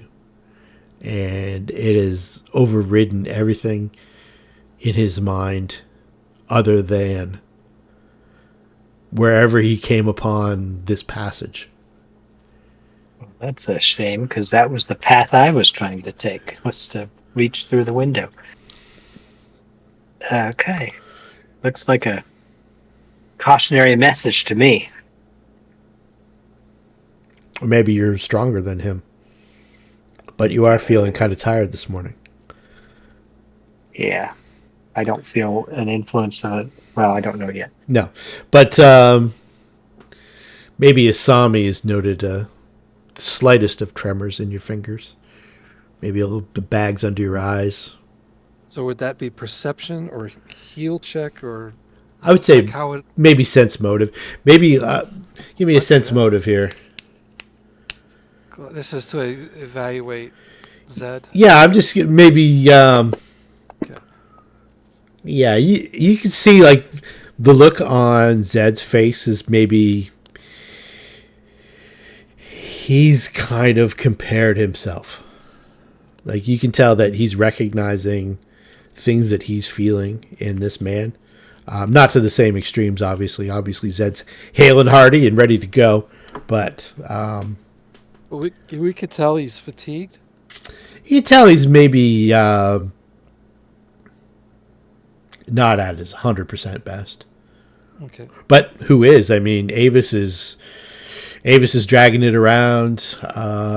He's down a point of strength. So Yeah, everybody. I'm not sure how Luna's feeling this morning. If she could give me a fortitude save, that would be lovely of her. Luna's feeling perfect as you. Rob's dead immediately.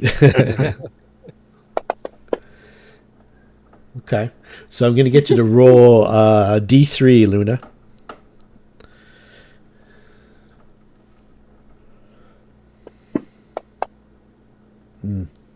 Luna's looking like she's That's a had D6. she's had a difficult night. So that's 3 points of charisma damage, as she looks pale and drawn. You've heard tales of the northeastern steppes beyond the Sea of Monsters and the great grasslands of the Mingles. There's a city of a people known as ghouls who have translucent flesh, and you've also seen in your travels beneath in the Undercity what Yuatha referred to as the Vanished, and the sorcerer in the pool also mentioned something called "If the Vanishing Doesn't Take You." But it looks like Luna, despite having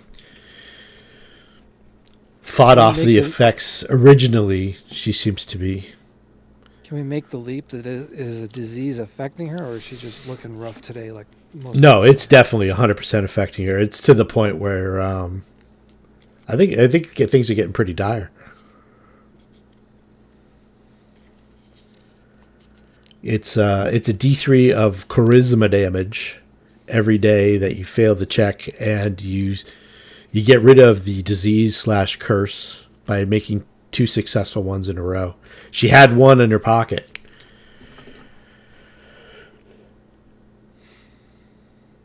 But this is what happened to those creatures that attacked you that were almost invisible.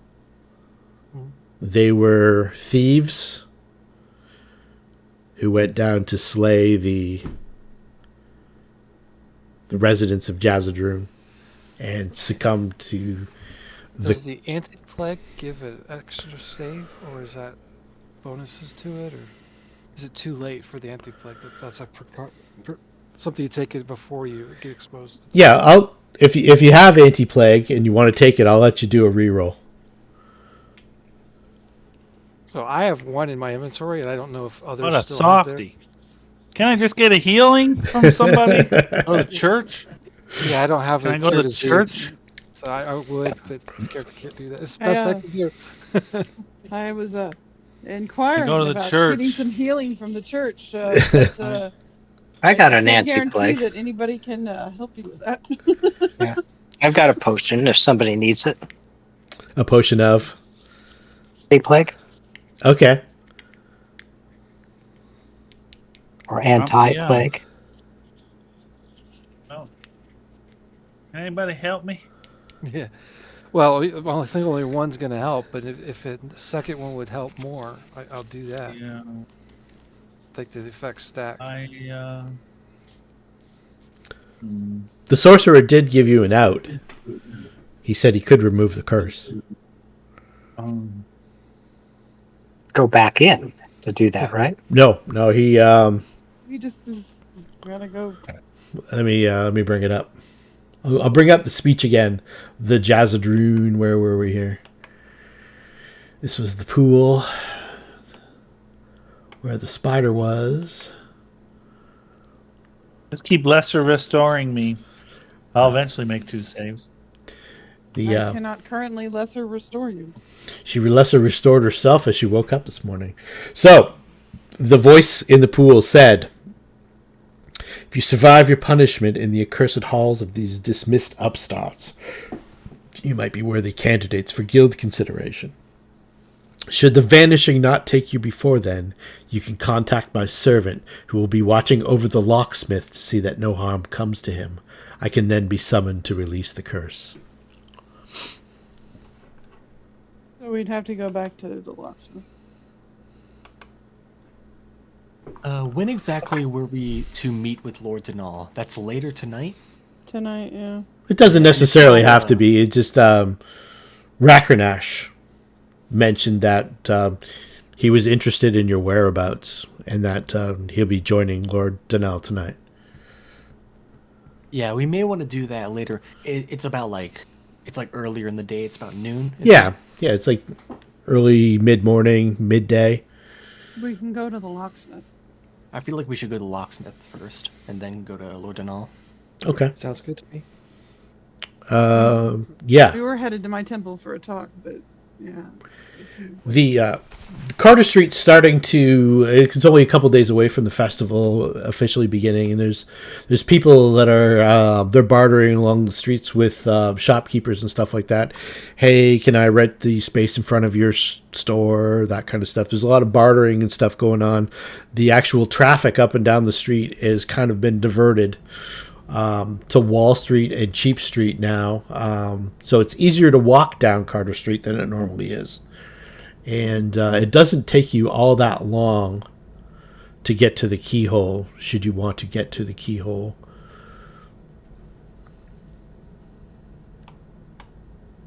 I think we should. Yeah, do it. Let's get there. If for nothing else, then to at least make contact with this sorcerer. Okay. Or whoever's, or at least get some form of contact with his servant. All right. So as you're getting in the vicinity of the keyhole, you can see the placard on the wall on the above the door up ahead, over the throngs of people, and you can see also down Dim Lane. There's the Silver Eel where you witnessed that one strange scene. You can see a bunch of people gathered at the cusp of Bones Alley. But you get down to Dim Lane, and you kind of locked in on the keyhole, but Zed seems... Zed starts speaking in a language that you've not heard before. And he starts... and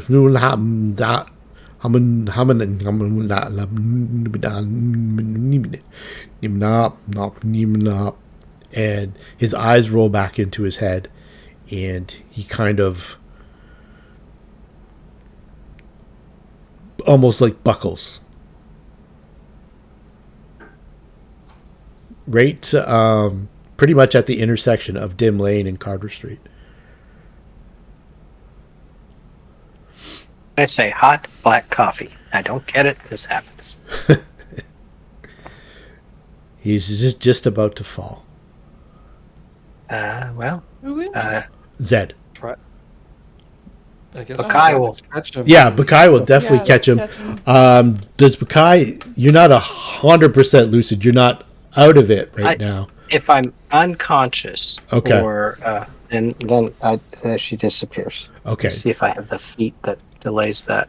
I do not. Okay. Wait. No, that's her. Yeah, I'll dive to scoop him. Resilient. She'll disappear What level are we? 4 rounds after I go unconscious. Okay. So you can feel her. She grabs you up under your armpits with both arms, and you kind of snap to for a second.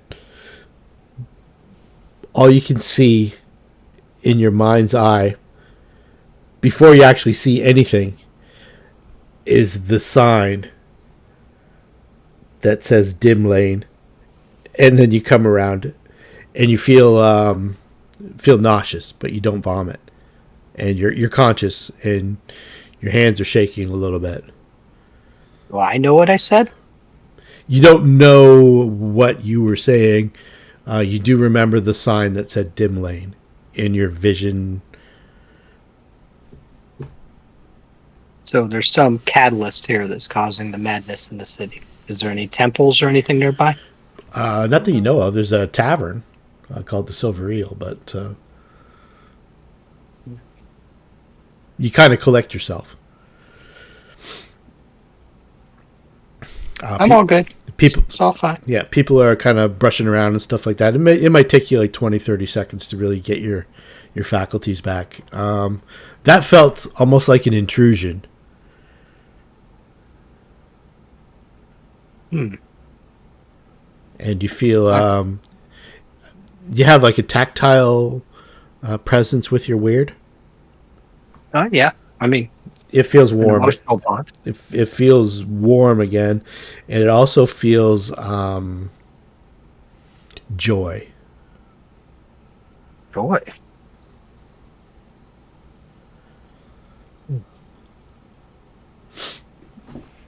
Okay. The people are kind of pushing past and stuff like that. And don't Nobody stop in the else is street. affected? No, everybody else is. Everybody else is. I'm fine. it. Yeah. I'm the lucky guy. Yeah. Yeah. Get out of the way. Keep moving. All right. Recover. Pretend nothing happened. Yeah. Yeah. Everybody clearly saw it, and it was alarming. But he seems All the days for me to not have access to stuff. he seems not too bad right now. Like maybe a little shaky. Maybe a little pale. Like he might have been about to vomit but didn't. A little green around the Did you gills. say in character that he needed coffee, or was that? Oh no, What that was just a joke. Oh yeah, we can at the tavern and grab some. I'm okay. It's all good. So we were headed to the keyhole. The keyhole. All right. Were you able to continue? Yeah, I'm good. Okay. Carter Street, the keyhole.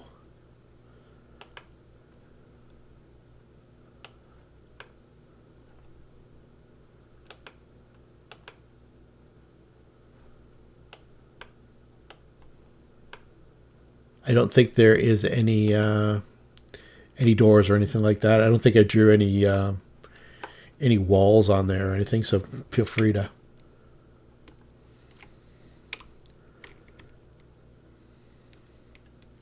Knocking on this door. Oh, it's a locksmith. It's open. See the Yeah. the curtain on the little windows pulled aside. Little bell, ding, ding, ding, and you see the small man. He's sitting on a stool, and he's got like a jeweler's loop, and he's a pair of tweezers, and in his other hand, looks like he's got some intricate mechanisms. And he looks up and he says, "Oh, good day. How are you today? I'll just Hello, Mr. be with you in a moment." Does he act like he doesn't recognize us? Yes. Is it an act, or does he truly not recognize us? You can do a sense motive on that. That's what I was driving at. Okay. So Luna goes right behind the counter, and he says, "Oh, I see you have a passion for the intricacies of locksmithing." And then Asami, he looks up, and he doesn't. It's not like a vague note of recognition or anything. He's like, "Oh, hello. I'll just be with you in a moment. You give me a moment. good day to you. My name is Jan Pickett. We've met you twice now. I don't seem to recall. Do we have some business? Was I working on something for you? And he takes the jeweler's loop, he puts it down, and he says, obviously this can wait. We've got customers, yes. Jazidrune. Jazidrune. Have I heard that name before? Can't quite place it. Is that your name? Are you Mrs. Jazidrune? No. Oh, I'm sorry then. I can't place that name. Did we? Is a city named Jazidrune that we met in? I don't remember ever being. I've made a couple trips beyond Lankhmar, but I've never been beyond the inner sea. We have a copy of the map, don't we? You sure did? Yeah. He gave us, didn't he? Sure did. Mm-hmm. Can I attempt to decipher whatever is going on here? Like if it's a spell that's affecting his memory? Okay. Yeah, you can make. I remember reading this a couple weeks ago. I forget what it was. It was. Spellcraft? Yeah, I'd give you a spellcraft. Let's just do that instead of me digging through rules. That was almost a 1. It was hovering on 1. Okay, well, it was a very good roll. It's that it's possible to modify someone's memory. To the extent of it, you're not really sure. To take out, I don't know. How long did you guys interact with them for? Maybe like an hour, and then. I mean, I kind of interacted longer because of the blessing and whatnot. Yeah, you sure did. And then In total, a couple hours, yeah. yeah, and then and on top of that, you show him the map. It's like, oh, I haven't seen. That's odd. Something tells me that used to belong to me, but I can't quite place where I've seen it before. You gave it to us. I did. I did? Yes. Yes, you did. Come in then, and we'll close the door. It's It was like 2 days ago. I mean, and she starts It counting. was a her month fingers. ago. Well, yeah, and it says 27 days ago, something like that. Arthur, give me a perception check and also just a general intelligence check as well. Perception and then intelligence? Yes, please. Okay. Not the greatest rolls. Okay. It's just it's an odd sensation that you're having like right now. And you're not sure it's regarding Mr. Pickett. You have you've heard like a brush of movement near his fireplace, but you look over and there's nothing there, but there's a little crackle of like maybe a log had just shifted in the fireplace. It might have just been of its own volition. And then the puff of smoke, you remember a scent, and it just stood out to you the one time that what you do to everybody else was done to you. It was such a seminal moment for you that at that time when you were gazing upon the Book of Ibon in Popoff's house, I was on its pedestal. You were overwhelmed with fear and almost ran from his house. I don't know if you remember that or not. I believe so. You distinctly remember like an odor of brimstone, and you think you smell something like that now. So all this The, all this happens in a flash. Yeah, a quick question. The dead wizard Popoff. Yes. Didn't his notes mention a familiar of that was something about? I think it had something to do with brimstone. Yep. Absolutely did. Yeah, Arthur is convinced there's some weird wizardry going around, and he's a little bit on edge because of that. Like, I imagine everybody can visibly see that he's a bit cautious. How does your shadow react? My shadow. Is it something that we might notice? Anybody who can perceive it probably sees that it's not following him exactly. It's kind of looking around on its own, it seems. Okay. Whether or not it notices anything, I don't know. on my call. Did we establish if Avis could see it? It's not hard to see. I think it's a 15 perception check to notice it. Yeah, let's get Bakai, Zed, and Avis. I guess I'm not sure where Asami is.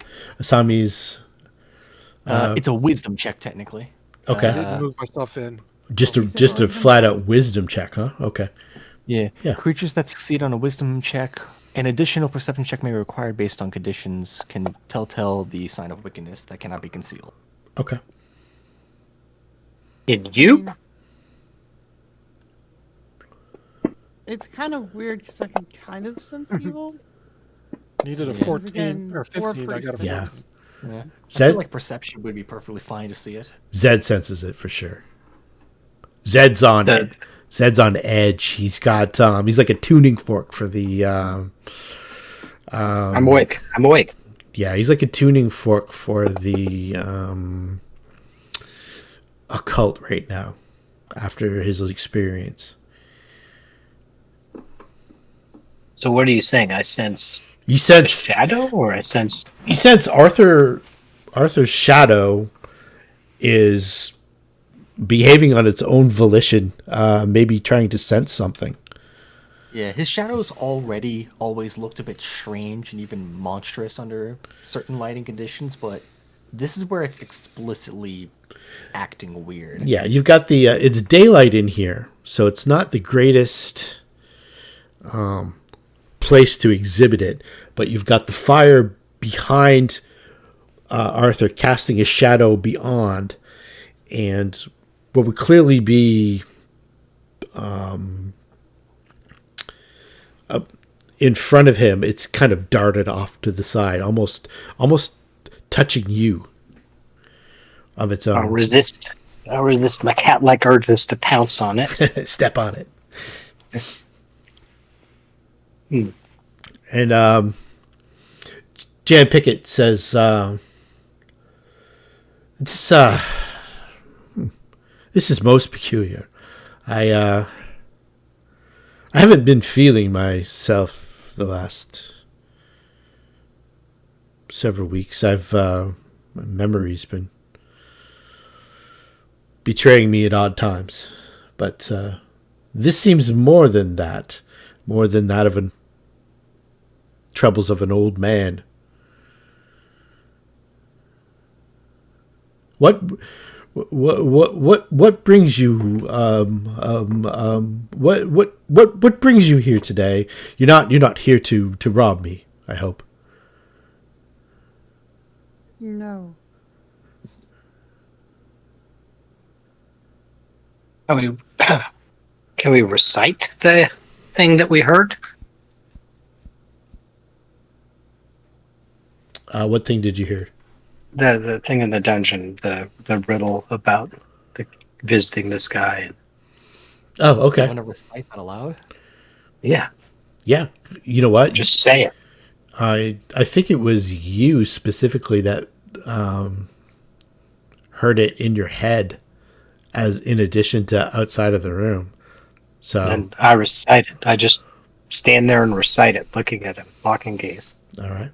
So, as you do that, a ring of light seems to form around the front of the fireplace, and it seems to be opening, like a circular portal. This is you feel almost like shockwaves of power coming off of it. This is a physical thumb. It opens up, and a stooped old man comes walking down a long hallway that should not be there, and the hallway is opulently decorated. You can see golden braziers on the wall and a rich brocaded carpet that he's walking on. And he's walking slowly, and he's got like a walking stick, and you can't see his face. He's got gray robes, and it almost looks like he's looking down at the ground. And it's about 10 or so feet beyond this circular. It's almost like a window, and he steps out. Moves to close the door, locks it, and flips the close sign. Okay. And you notice immediately Mr. Pickett falls asleep. And he just sitting on his stool, kind of slumped over on the counter, and he just starts snoring. This man must be a sorcerer. There's no other way to describe this. He steps out, and he says, "Greetings, friends." It's the same voice. It's the voice from the pool. He says, "Allow me to introduce myself. I am known in these parts as Maligrees.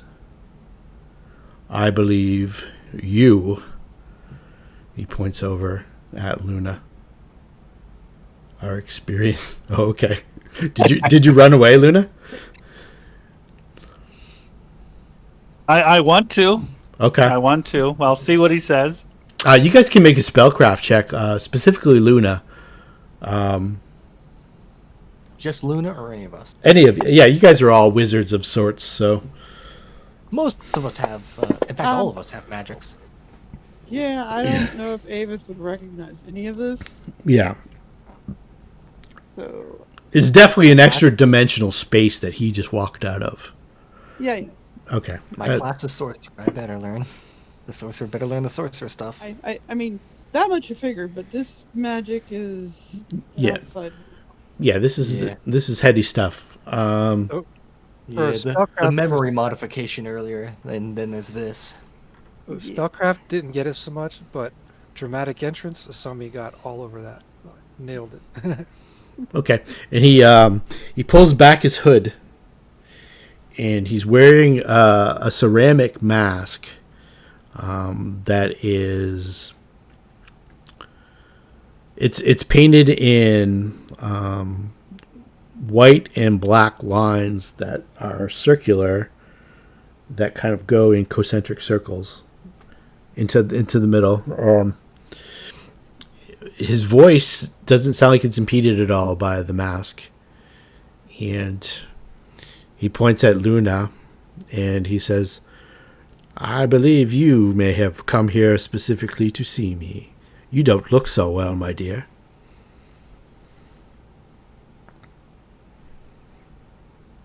What do you want? A favor. An assurance. A chat.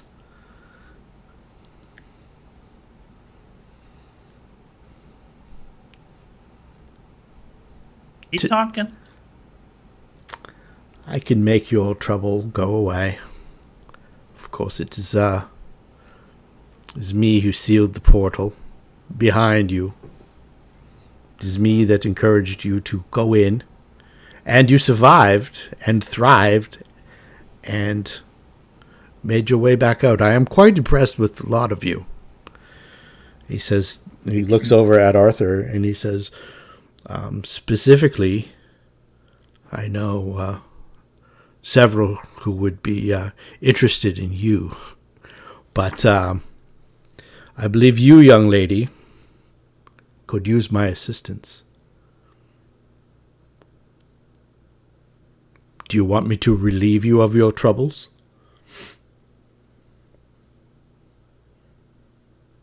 Not sure. You're wise People to leave me alone when I'm this ugly. That can make it permanent.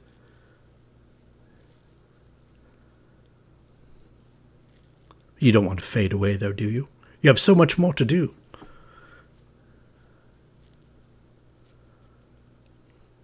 Would you like to join me in my manor so that Mr. Pickett can get back to his work? We don't need to bother him anymore, I don't believe. No, I like staying on this plane.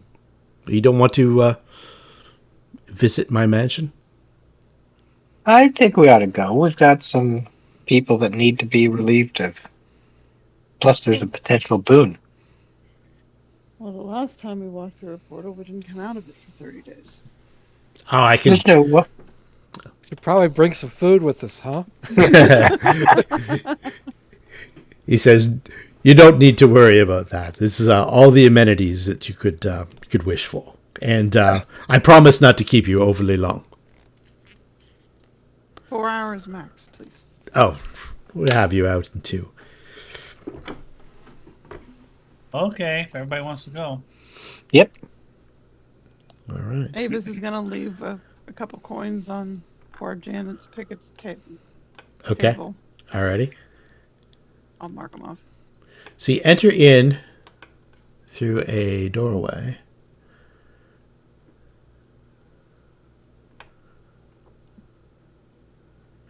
And it is an opulent mansion. There are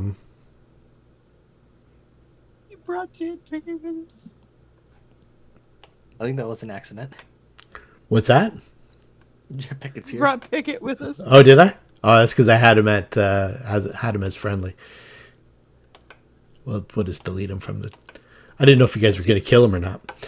I see Asami gets a new Gillum. What kind of barbarians do you think we are? I got a new what? I see you got a new token. Oh, yeah. Yeah. She leveled up, you know. Figured. But really pale, though. That's kind of scary. Yeah, so it's this large chamber here. It's around a it's like a pool, not dissimilar to the pool that you witnessed in Jazidrune. It's not quite the same dimensions or anything like that, and the chamber's kind of spread out around it. It's got comfortable couches, and there's like the smell of incense in the air. There's you can see trays of drinks moving around of their own accord. And Luna recognizes the spell as the same spell that she used to carry the shield and the torch and run it. But there's probably about half a dozen of them going around at the same time, and they're offering you drinks and food and that sort of thing. And Malagrees, he hovers over the pool. He walks out onto the water, and it's actual water. Unless it's an illusion that you can't see through. And he literally just crosses his legs and sits there and kind of sits hovering above the pool, spinning around slowly as he talks to everybody. I'll try and walk in the circle so I can face. Are there any chairs or anything? Yeah, there's couches and chairs, and it's all rather comfortable. Avis sits down with an offered snack. Do you put the snack next to you, or? No, she'll eat the snack. Oh, I thought you were Yeah, saying it's the snack is delicious. Whatever you've picked, it seems about as real as. Learned better than to not accept treats from somebody who could squish me. With a thought. So feel free to. Malagrees says you can use your spells in front of me. Feel free to Else us? You gotta be kidding. Yeah. He chuckles. He says, No. that's cute. Uh, I doubt any of mine are as impressive as Inshu Motion's. he says that you caught my eye, and I was slightly inconvenienced by you at one point, but I recognized talent, and I also recognize Speaking to all of us, or me in particular? everybody Okay. all around the room. And he says that I don't know if you know this or not, but Popov was my apprentice.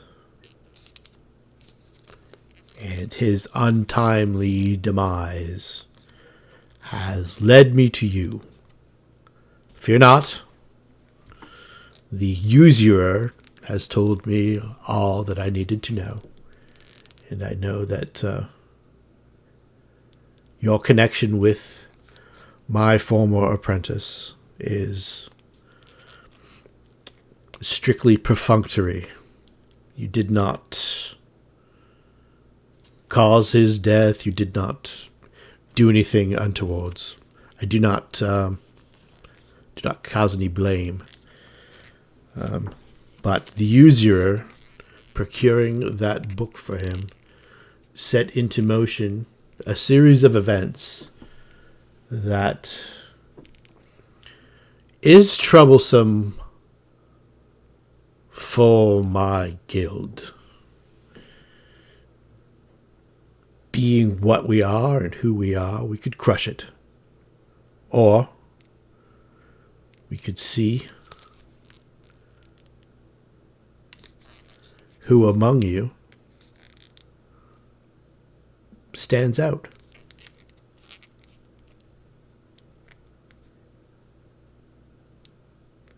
Is this something that interests you?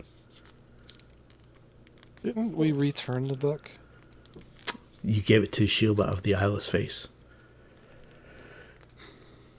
Yeah. did. Oh, and he didn't like that, right? That's That what was I'm the getting at. problem, yeah. No. If you ask him to elaborate further, the Book of Ibon should have never been gazed upon in the first place. It's nothing but madness could come from that. But Popov's peer beyond the veil, well, it's revealed some things to us, and you can see some of the byproduct of it now. Perhaps you feel it more intensely than anyone else, and he points at Zed. Says there's two groups. They call themselves sorcerers, but they are not. They are trying to tear open the fabric of realms that they should not be meddling with. What are these realms? It's hard to quantify unless you've actually seen it, and I believe you've perhaps not seen it fully. Do you mind if I call you Zed? No, please. I believe that you've maybe caught glimpses of it, like perhaps a room beyond a thin drapery. A very enticing place to go. Precisely. And should a door like that be torn wide open, well, many would suffer. The crack is widening as we speak. There are Will they be set free to experience more of their selves in the universe? It seems to me a good thing. I don't know. There's people who die every day from it. Who might They're not. trapped here. They need to be able to cross over. If we were to merge the realms, wouldn't that bring bliss? I don't know. think you're maybe want to look at this from another perspective. There's reality, and then there is that which you cannot control. And tearing open that curtain, we would relinquish quite a bit of control. The madness that would follow would be difficult to put into words. I would, of course, be fine. Just... Perhaps it's ultimate freedom. Or a platinum set of chains. You understand about chains, don't you, Arthur? You've seen the slaves of Quarmal toiling. One could say that, yes. Well, so... Suffice it to say that the problem has come to the attention of the master of our guild, and were I to present him with a solution, well, of course I'd be in his favor. And of course, you imagine the adventure. Isn't that what drives you? As far as I can tell from watching you. The thrill. I think we have all our own motivations. We just tend to merge those motivations from time to time and work together. I don't know. It's adventure as much as it beats working as a busser at the back of the casino.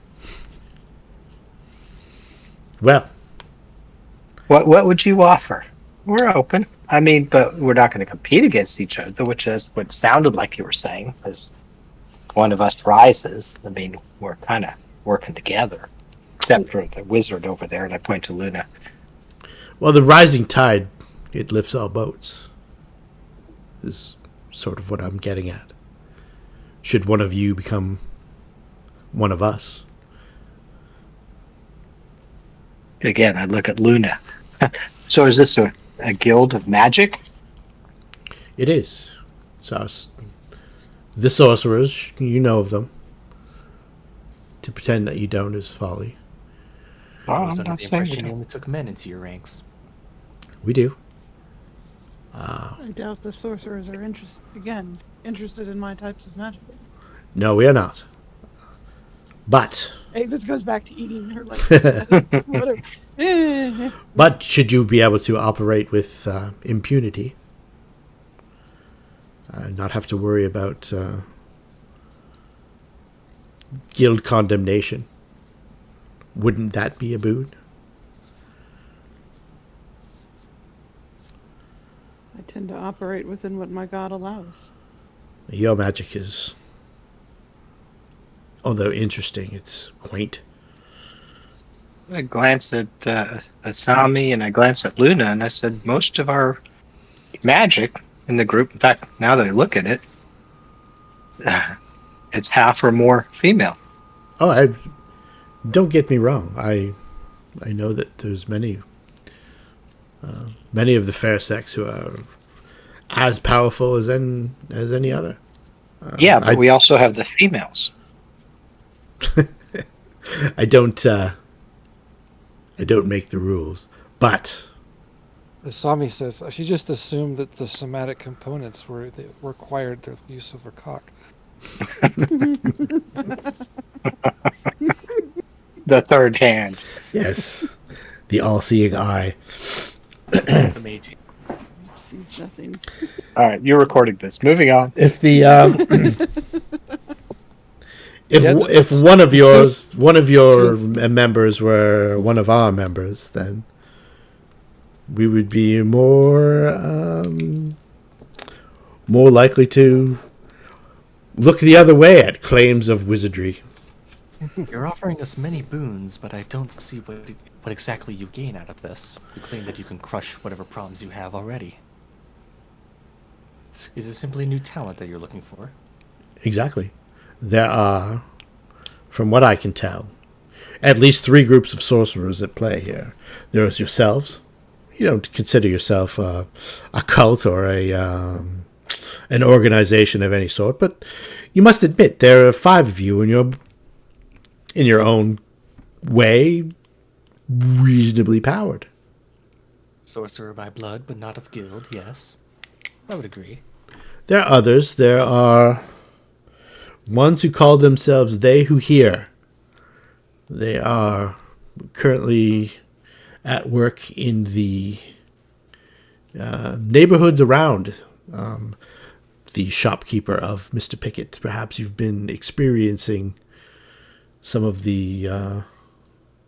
well, you probably experienced it in that sealed up complex where you were, Jazidrune. There's a sorcerer or some sort of entity walks in the darkness. They are trying to establish a connection with him. And then there's those who are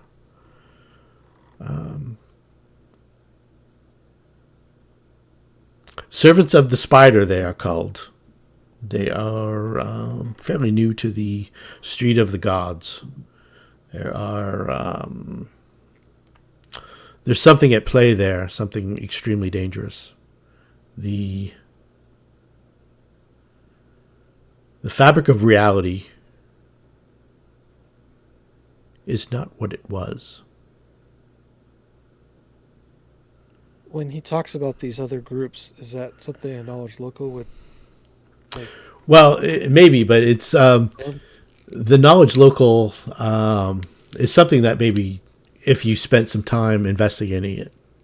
Okay, not just rumor on the street. Yeah, the Avis has kind of encountered some of it.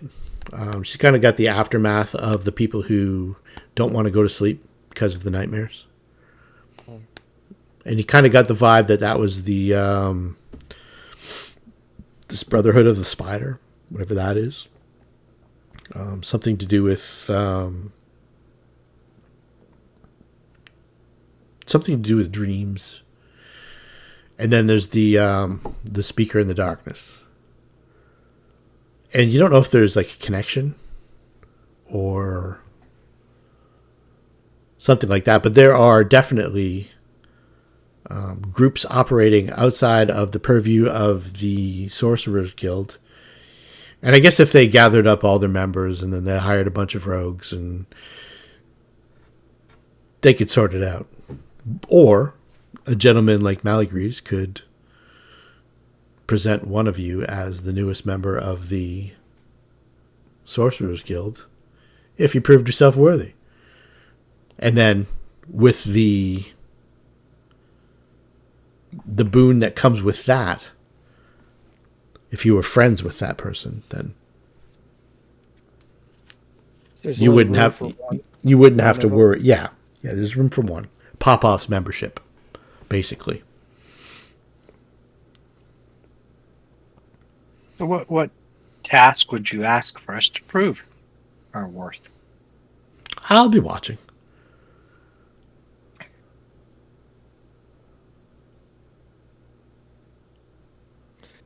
I wish there was more opportunity for, the group of us, not just one. Well, like I say, the rising tide lifts all boats. Yeah, but we don't want to go to sea. No, you don't want to go to sea, do you? No, that's fine. I want to dig deeper into these dreams. I wonder if you're mistaken about their curse. It's quite possible. Could be a paradise for all of us. But I had a brief glimpse into Nightmare Alley this morning, and there's definitely something foul afoot.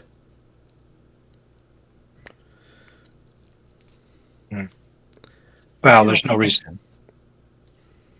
I believe it somehow connected with that foul tome. And that key that you also possess. Don't worry, Mr. Pickett doesn't remember ever owning a key. It's like, key? What key? Oh, that gate key. He says, don't worry, Mr. Pickett doesn't remember ever owning a key. Or What does he He remember? doesn't seem to remember much. he doesn't remember a whole lot about the place where you went. Any part of, any connection with it. I was able to take that part of his memory.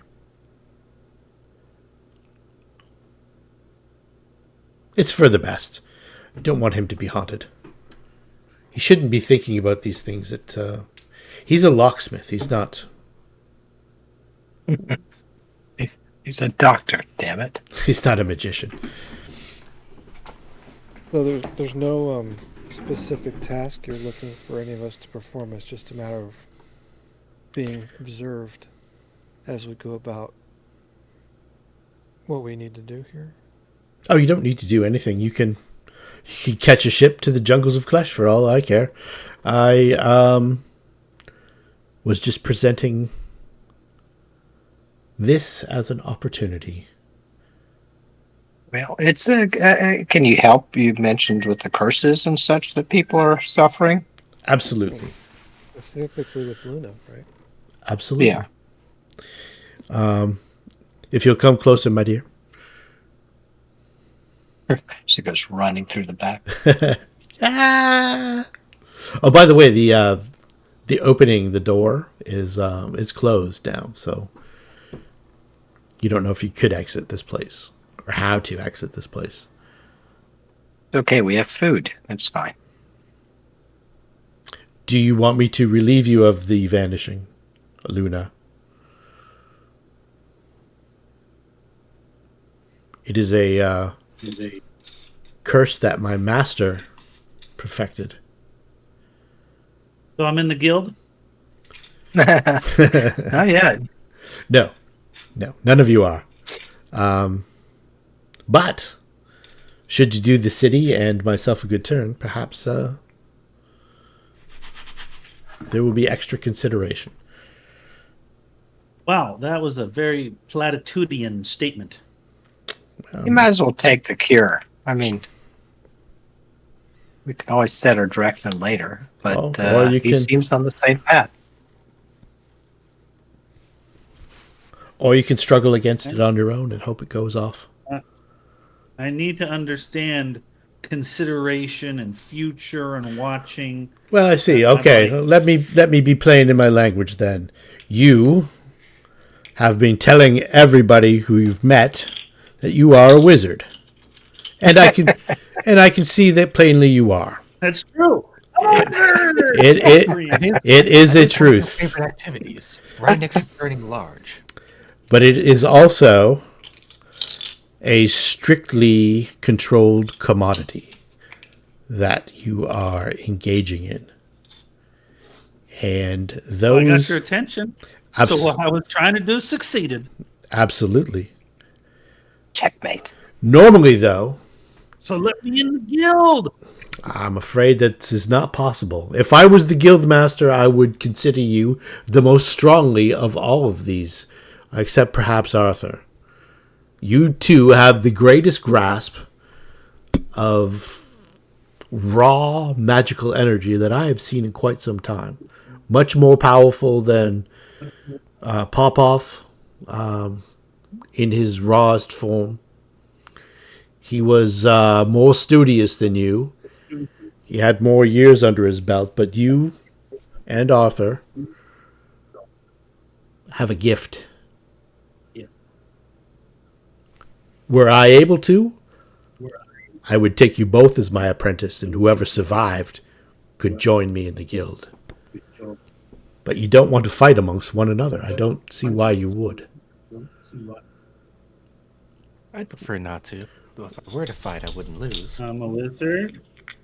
Most definitely. This is not going well. The problem with that the problem with that statement is there are others who are not as open-minded as I, and though perhaps not quite as powerful, they are almost as powerful. It's time for a revolution. It might be time for a funeral.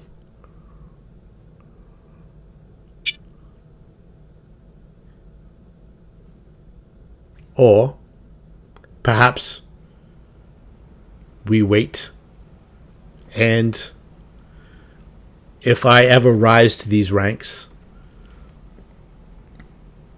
maybe I could convince my brethren otherwise. Until then, though, if I could convince them to leave you be, and you have access to the guild through either Zed or Arthur, isn't that almost as good? And then you don't have to deal with all our memberships and all our difficulties and all our rules. There's a story of a noble woman by the name of Alex. She's a pickpocket. She ply her trade. She's a noble woman's daughter. And she plies her trade with impunity right under the eyes of the Thieves Guild, who has similar rules to my guild. And the only reason she's able to do so is because of who she is. Similar consideration like that, I would think invaluable.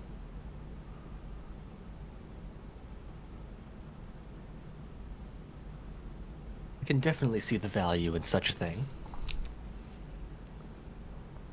So, are you casting And, remove curse on me? I want you. I would do that regardless of the outcome of our talk. And a quick aside, even without the curse, she is just as tactful as she is right now, to put it lightly. Well, I've observed her many times. I probably know more about her than you do. He says, "Come here, my dear." I teleport to him. Okay. He smiles, and he begins an incantation. You can tell it is the remove curse spell. You can give me a spellcraft check, and I'll tell you how powerful he is. I'll take 10, so I get. Let me get. Only Luna? Yeah, everybody else can too. I would love to know. Okay.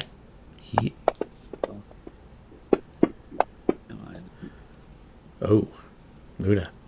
He is 14th level. Powerful. Okay.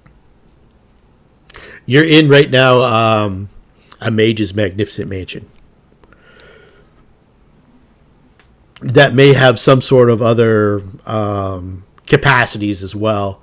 It doesn't look like this particular mage's magnificent mansion is bound by the same constraints as a regular spell. This one might be more permanent, and it might be more mobile than the normal spell. And you can tell there's you can see from here, there's up the stairs, there's like a foggy gate. You don't know where that goes to. It's definitely not the entrance exit. You think that there might be from where the servants are coming to and from, there might be other exits as well. Maybe other portals, other chambers.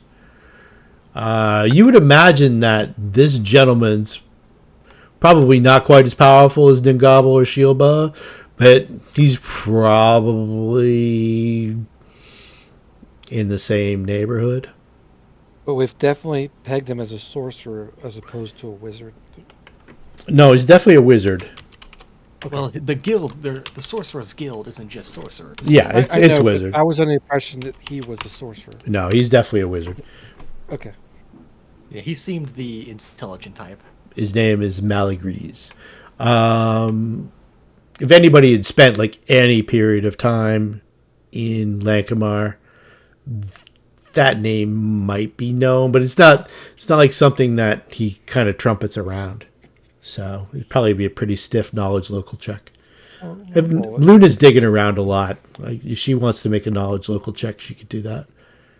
only if you're looking for that information, or Yeah, she might have heard the name Malagries as one of the 4 or 5 most powerful wizards in Lankhmar.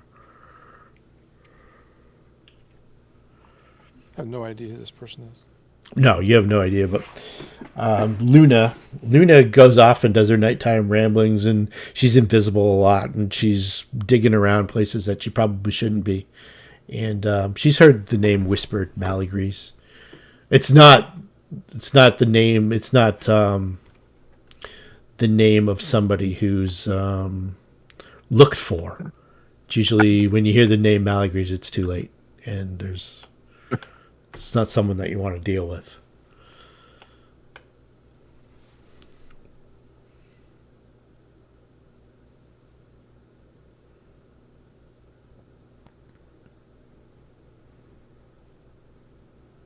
Did you have anything specific you wanted us to do? No, Or simply...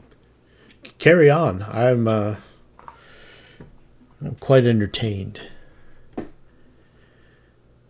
Do you think we might? my job. When do you think we might meet once again? Oh, I will. I'll make myself known to you when I need to. So he's removed the curse from Luna. Can feel the burden release, but Yay, now I'm just really ugly. now you're just not even ugly. You were just kind of fading away, like you were. Now you're ugly and proud. The curse was called the Vanishing, so you were kind of like your personality was kind of fading. Your flesh was kind of fading. Oh, wow. It was almost kind of like Wizard. you were ceasing to exist, Wizard. which is what happened to those skulls. Those are the ones that survived it.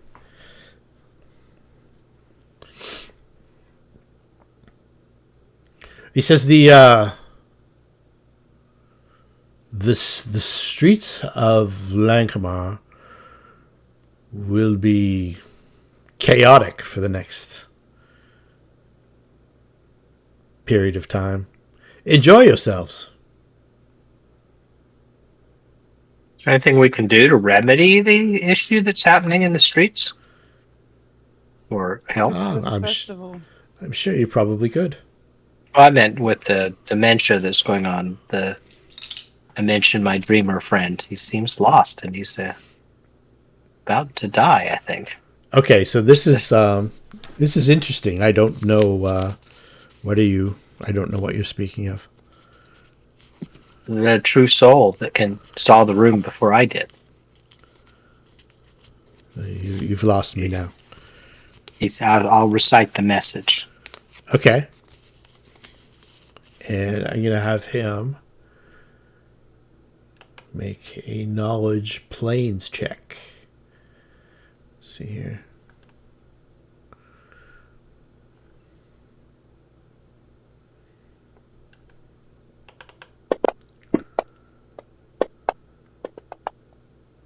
Well, he's not very. Oh.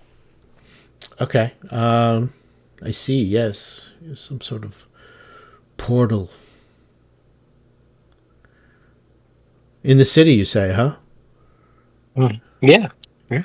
Perhaps you find this portal, you find your connection to either those who hear he who speaks, or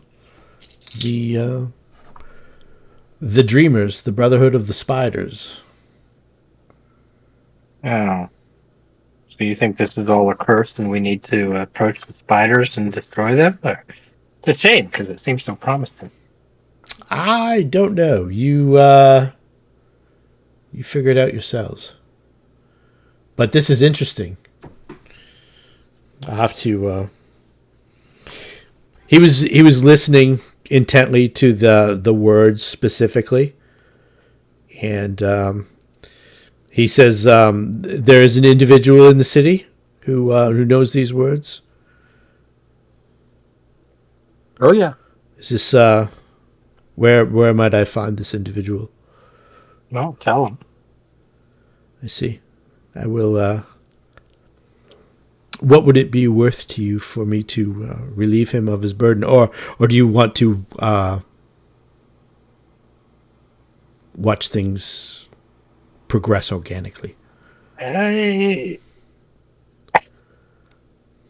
No, I think he needs help. But I'd hate for him to. Do you think he could bring him back to a point where he doesn't want to chase the room? If that's the case, please help him. If he would feel regret or anger at being helped, let him go. Perhaps all he needs is a cup of wine and a good night's sleep. Well, if I you will could help him with that. Yes, I believe I probably could. I'd be interested in picking his brain, so to speak. Leave it in his head, please. Of course. I'm not a ghoul. I don't know. No, you don't.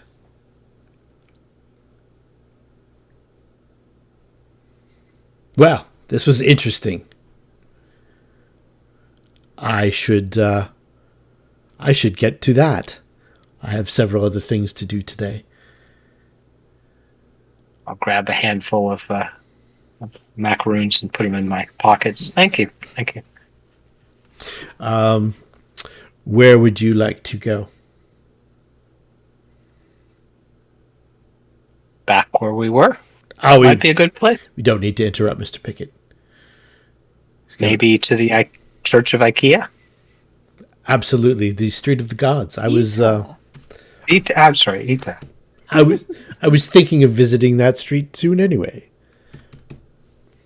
Excellent. Okay. Where we were gonna go. So he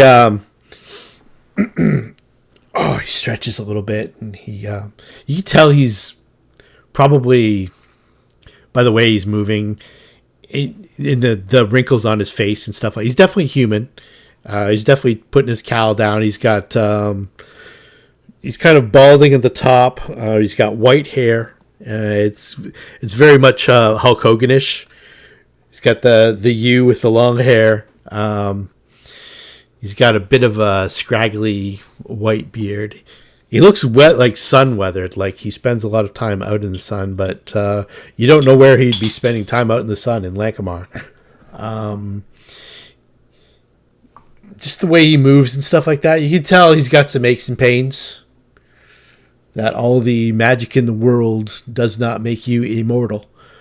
He steps down onto the water and he walks across the water, and he says, well, all right then. We'll step right out into the alley behind the church. Is this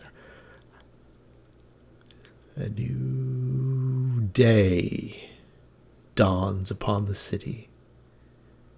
This is interesting. This is the most interesting morning I have had in quite some time. I think perhaps I do. And he kind of waves his hand, and the like the iris of an eye opening up. You can see the street behind the church of Itia, or E.T. or IKEA. the alleyway behind it. And there's At this point, we're gonna have a name for each time we say. Yeah, and there's several shiver addicts, and they're gathered in a circle, and they're around it looks like they've got like little vials of it, and they're just about ready to do it excitedly. And he kind of waves his hand, and they all fall asleep. And he says, their dreams will be troubled. And he just starts walking out the alley, probably the opposite direction that you guys want to go, to the front. Mm-hmm. And he just kind of walks off. He lifts his arm up, not looking back or anything, just like a take care. And the iris of the eye closes once you guys are all out. Well, we're at your church. The only problem with this church is the assemblies are so difficult to put together. All right, and we will pick it up here. Cool. In 2 weeks' time. 2 weeks. Cool. And then we level. You guys are getting fairly on your way. I'm going to give you guys a quest experience points for not killing poor Mr. Pickett. or yourselves. Yeah, for not fighting Malagrease. That was and his summons. I think our reward is that we live.